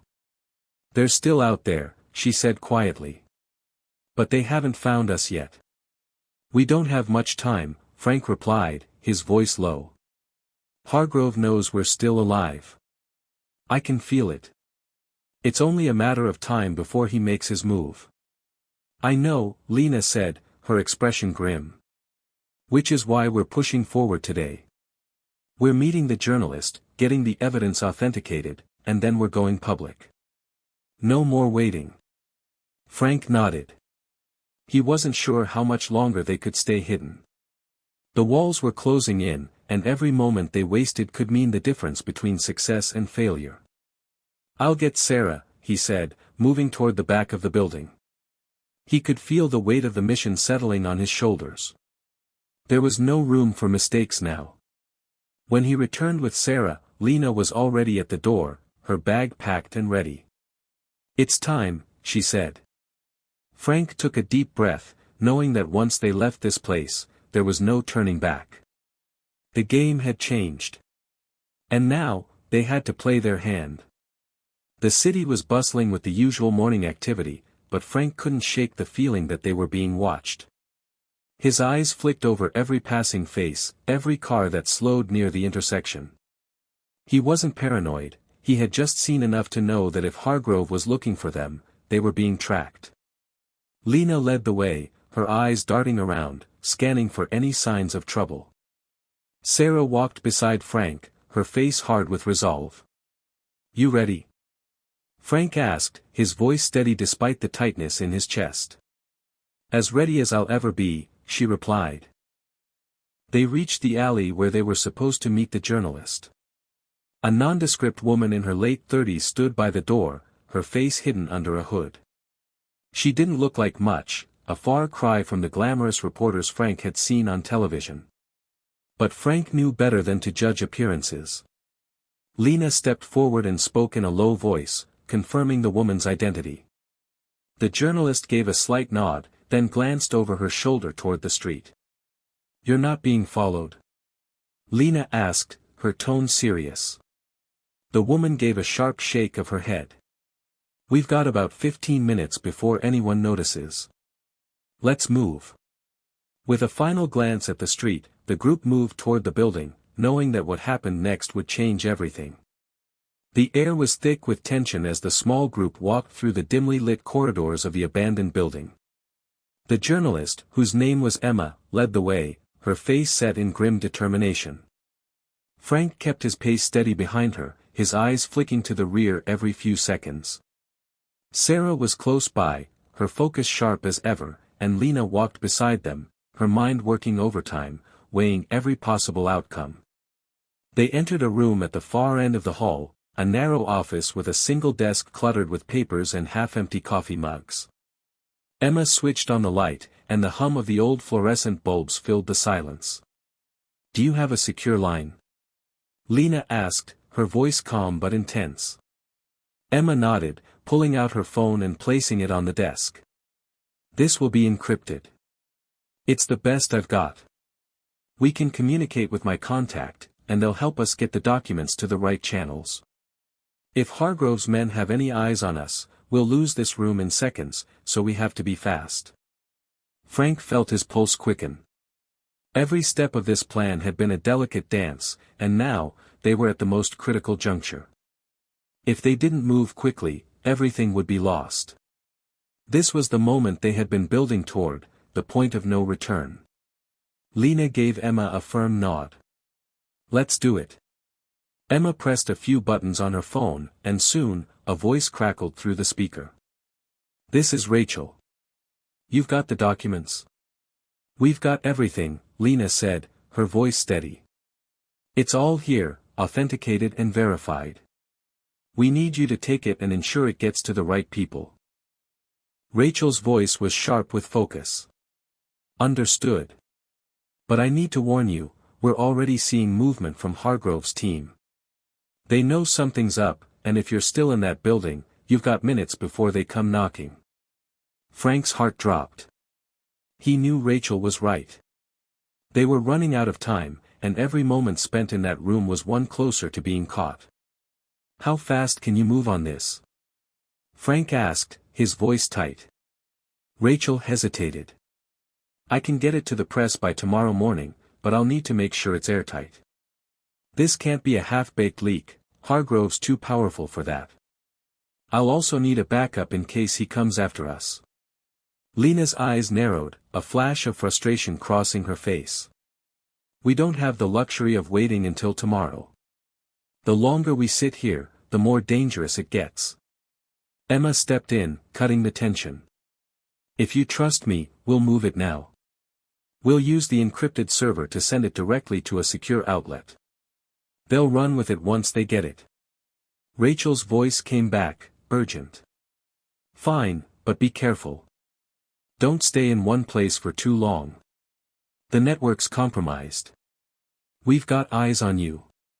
Frank's mind raced. They didn't have much of a choice. If they stayed, they would be trapped, caught in a game they couldn't win. "How do we move without getting caught?" Frank asked, his eyes flicking to the others. Lena met his gaze. "We'll go in pairs. Emma, you'll lead Sarah and I'll take Frank. Stay off the main streets and stay low." Frank was already moving, his hands trembling slightly as he grabbed his bag, making sure the files were securely packed. This was it. If they didn't succeed here, they'd be dead within hours. The group moved through the building, the faint sound of distant footsteps echoing from the stairwells. Frank's mind spun, but his training kicked in. He needed to stay sharp. They had no idea if Hargrove's men were already on their tail or if they still had a few moments of freedom. The slightest mistake would cost them everything. They made it to the back exit of the building. Frank and Lena exchanged a quick look before stepping out into the alley, the cool night air biting at their skin. Sarah and Emma followed, moving with practiced stealth. Frank's eyes darted around, scanning the surroundings. Nothing seemed out of place, but his instincts told him they were being watched. It wasn't the first time they'd been hunted, but the stakes were higher now. With the evidence about to go public, Hargrove would stop at nothing to make sure it didn't see the light of day. The group moved quickly, sticking to back streets, using alleyways to avoid the main thoroughfares. Frank's muscles burned with the effort of keeping up the pace, but he couldn't afford to fall behind. He couldn't let anything, anyone, slow them down. They reached a small, nondescript car parked in a hidden corner. Emma was the first to open the door, motioning for the others to get in. "This is it," she said quietly. "Once we get to the drop point, I'll send the files off. We need to get to the press before Hargrove's team finds us." Lena climbed into the car, and Frank followed, his eyes scanning the area one last time. Sarah slid into the back, and the engine roared to life. The streets blurred past them as Emma took the wheel, her hands gripping the steering wheel with purpose. Frank's thoughts raced, he was so close, but the risk was overwhelming. Every turn they made, every shadow they passed, could be hiding someone waiting to pounce. "We're almost there," Emma said, her voice steady despite the tension in the air. "Stay sharp. Once I send this off, we have to disappear." Frank nodded, his mind still spinning. The car slowed as they approached the drop point, a small, unmarked building on the edge of the city. It was the kind of place that didn't stand out, a place where no one would look twice. Emma parked the car in the back lot and killed the engine. "We move fast from here. Get in, get the data to the contact, and get out. No one stays longer than they have to." The group exited the car, moving quickly toward the back entrance of the building. The night air was thick, and every sound seemed amplified in the stillness. Frank's senses were on edge, every part of him alert. Inside, a man in his 40s waited by the door. He nodded quickly at Emma, who handed him the encrypted device. "Is everything ready?" Emma asked, her voice tight with urgency. He didn't waste time with pleasantries. "It'll be out in the press within the hour. Just make sure you cover your tracks. If they find us, we're done." Frank didn't need to be told twice. He could feel the walls closing in, and the danger pressing on all sides. They had done everything they could, but it wasn't over yet. Hargrove's men were out there, and they wouldn't stop until they had everything. As the group filed out of the building, Frank took a deep breath, his body tense with the knowledge that they had just made the most dangerous move of their lives. They had exposed Hargrove's secrets, but in doing so, they had painted a target on their backs. The war had only just begun. The digital clock on the dashboard flashed in the dimly lit car, 3:15 a.m.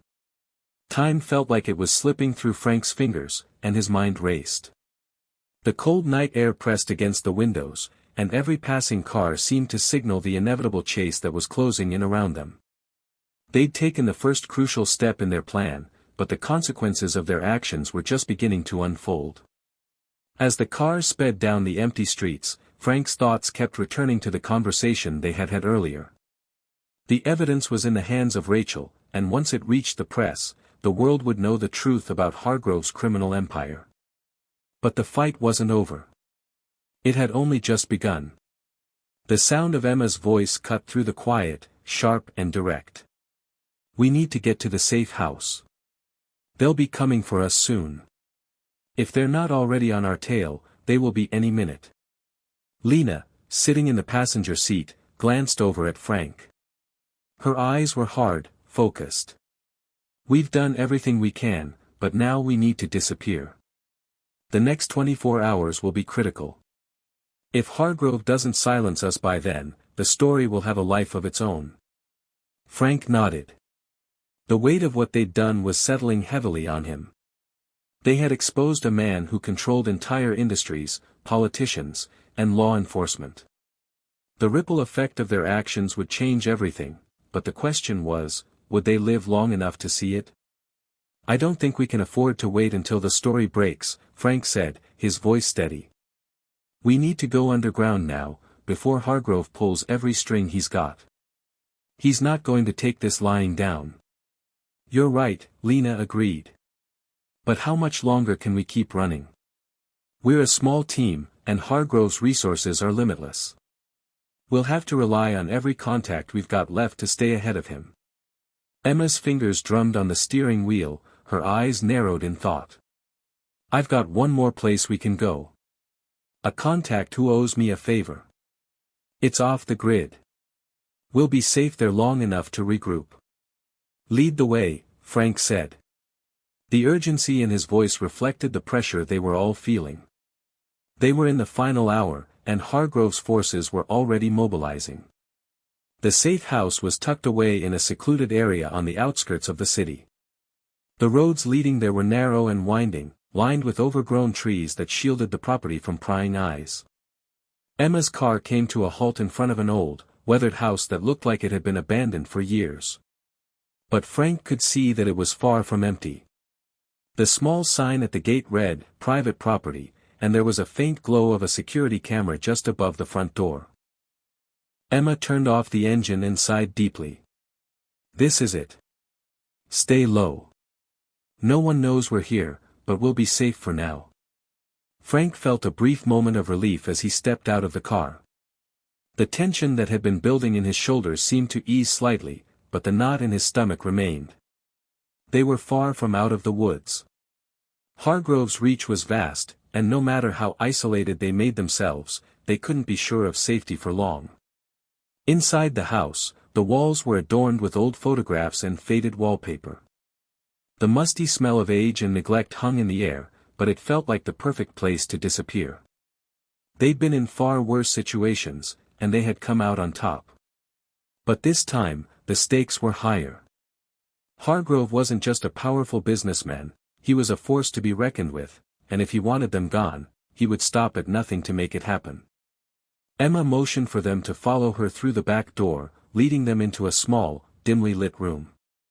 A single cot sat in the corner, a desk cluttered with papers, and an old laptop humming quietly on the table. "I'll make the call," Emma said, her voice low. "Rachel should be getting the documents out to the press soon. Once they're live, Hargrove will have no choice but to react. It's all about timing." Frank paced across the room, his thoughts still scattered. "And when he does react, we need to be ready. We can't wait for him to catch up. We need a plan, a way to stay ahead of him."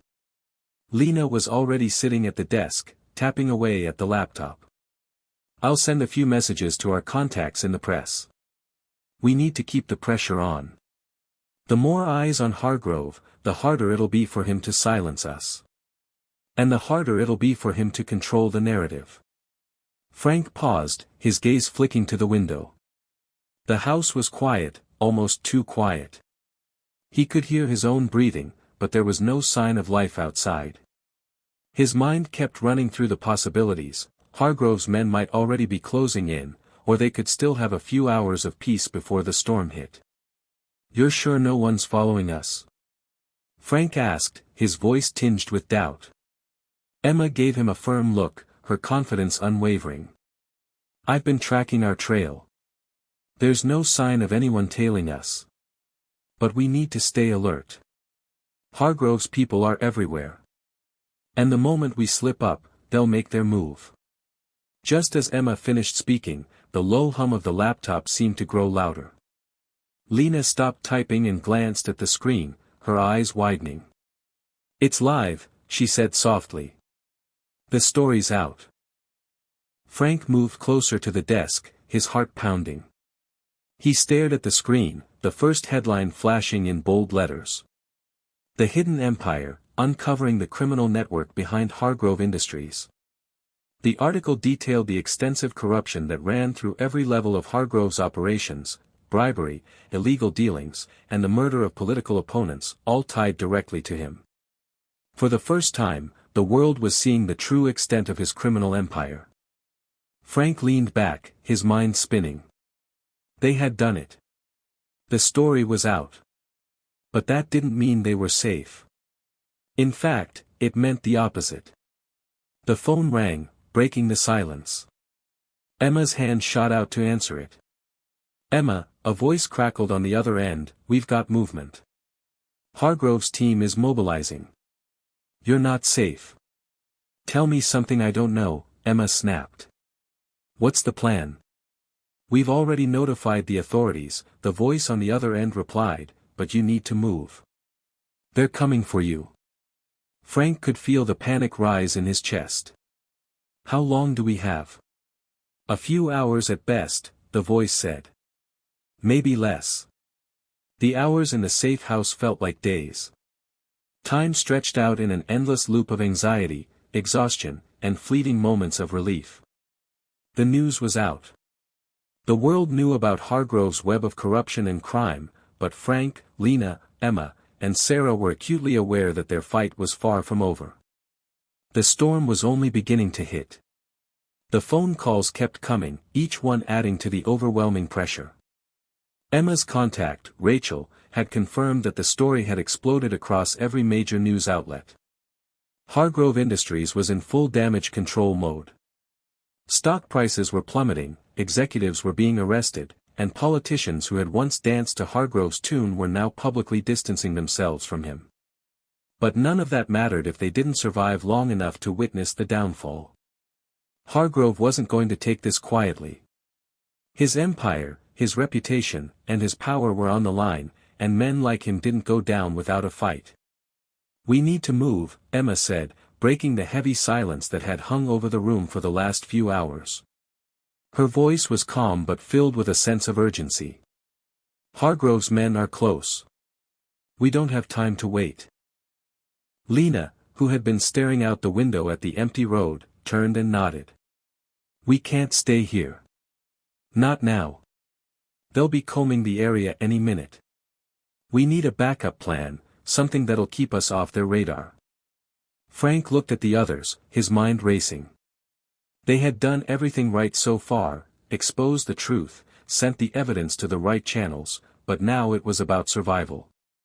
They had to disappear, vanish completely, before Hargrove's army closed in. "What if we use the media?"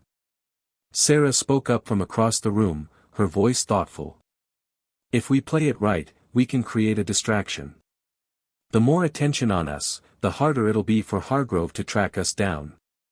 "That's risky," Lena said, shaking her head.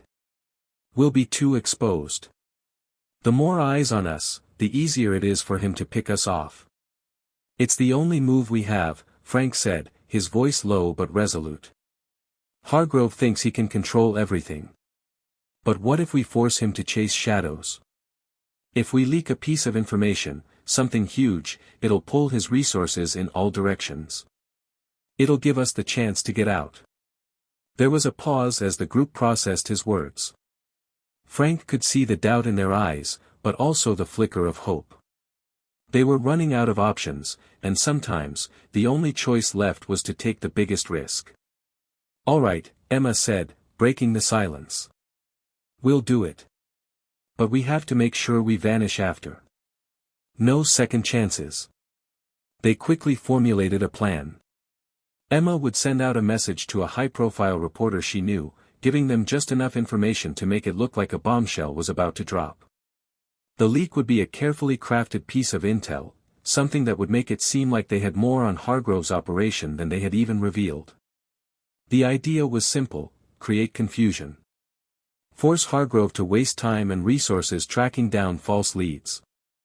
As Emma got to work on sending the message, Frank took a deep breath, his mind still processing everything that had happened. They had risked everything for the truth, but the price they were paying was steep. Hargrove had billions at his disposal, and no matter how much they'd exposed, he wouldn't stop until he had silenced them. There was a sudden knock on the door. Frank's heart skipped a beat, and he motioned for everyone to stay still. "Stay quiet," he whispered, his voice sharp. "We don't know who that is." Lena slowly reached for the small handgun she'd kept hidden in her jacket, her eyes scanning the room for an escape route. Frank's mind raced. Could they be too late? Had Hargrove found them already? Emma stepped cautiously toward the door, checking the peephole. After a moment, she straightened and let out a long breath. "It's Rachel," she said, her voice filled with relief. Frank exhaled, the tension in his body easing for the first time in hours. He was about to speak when the door creaked open. Rachel stepped inside, her eyes wide with urgency. "We don't have much time," she said, her voice low but firm. "Hargrove's men are already in the area. They're closer than we thought. I came to warn you. You need to leave now." "We've already set a distraction," Emma said quickly. "We're leaking a piece of information that'll buy us some time." Rachel's eyes flicked to the laptop on the desk, where Emma was typing furiously. "I'm hoping it works," Emma said, her fingers flying over the keys. "If this doesn't get Hargrove's attention, nothing will." Rachel stepped back toward the door. "I'll keep in touch with my sources. We can't stay in touch too long, but if I hear anything, I'll let you know. You need to get moving. The longer you stay in one place, the closer they get." Lena grabbed her jacket and turned to the group. "Let's go. We've got no time to waste." They slipped out of the safe house, moving quickly and silently. Rachel led them to a nearby van parked in the shadows. Emma climbed into the driver's seat, while Frank and Lena took the back. Sarah squeezed in beside them, her eyes darting nervously around the street. "Where are we going?" Frank asked, his voice tight. "Somewhere safe," Rachel replied. I've got another contact who can help. They'll get you off the grid. As they drove, the world outside the van seemed to blur. The streets were empty, and the city lights flickered in the distance. Frank couldn't shake the feeling that they were being watched, that any moment now, the walls would close in. But they had made it this far, and they couldn't stop now. Emma glanced in the rearview mirror, her face pale. We have to make it. We're almost there. Frank nodded. The finish line was in sight, but there was no guarantee they would cross it. They had fought for this moment, for the truth to be known. But survival wasn't guaranteed. In a world where power could be bought and sold, where lives were expendable, they had put everything on the line. Now, it was just a matter of waiting to see if the storm would pass or if it would consume them whole. As the van rounded the final corner, Frank caught a glimpse of a shadowy figure in the distance, someone watching, waiting. His heart raced. Hargrove's men were closing in, but for the first time, Frank felt a spark of hope. No matter what happened next, they had done what they set out to do. The world knew the truth. And sometimes, that was all that mattered. Hit subscribe and leave a comment with where you're watching from. This story might just spark a new beginning. What's one thing that always pushes you forward, even when things get tough?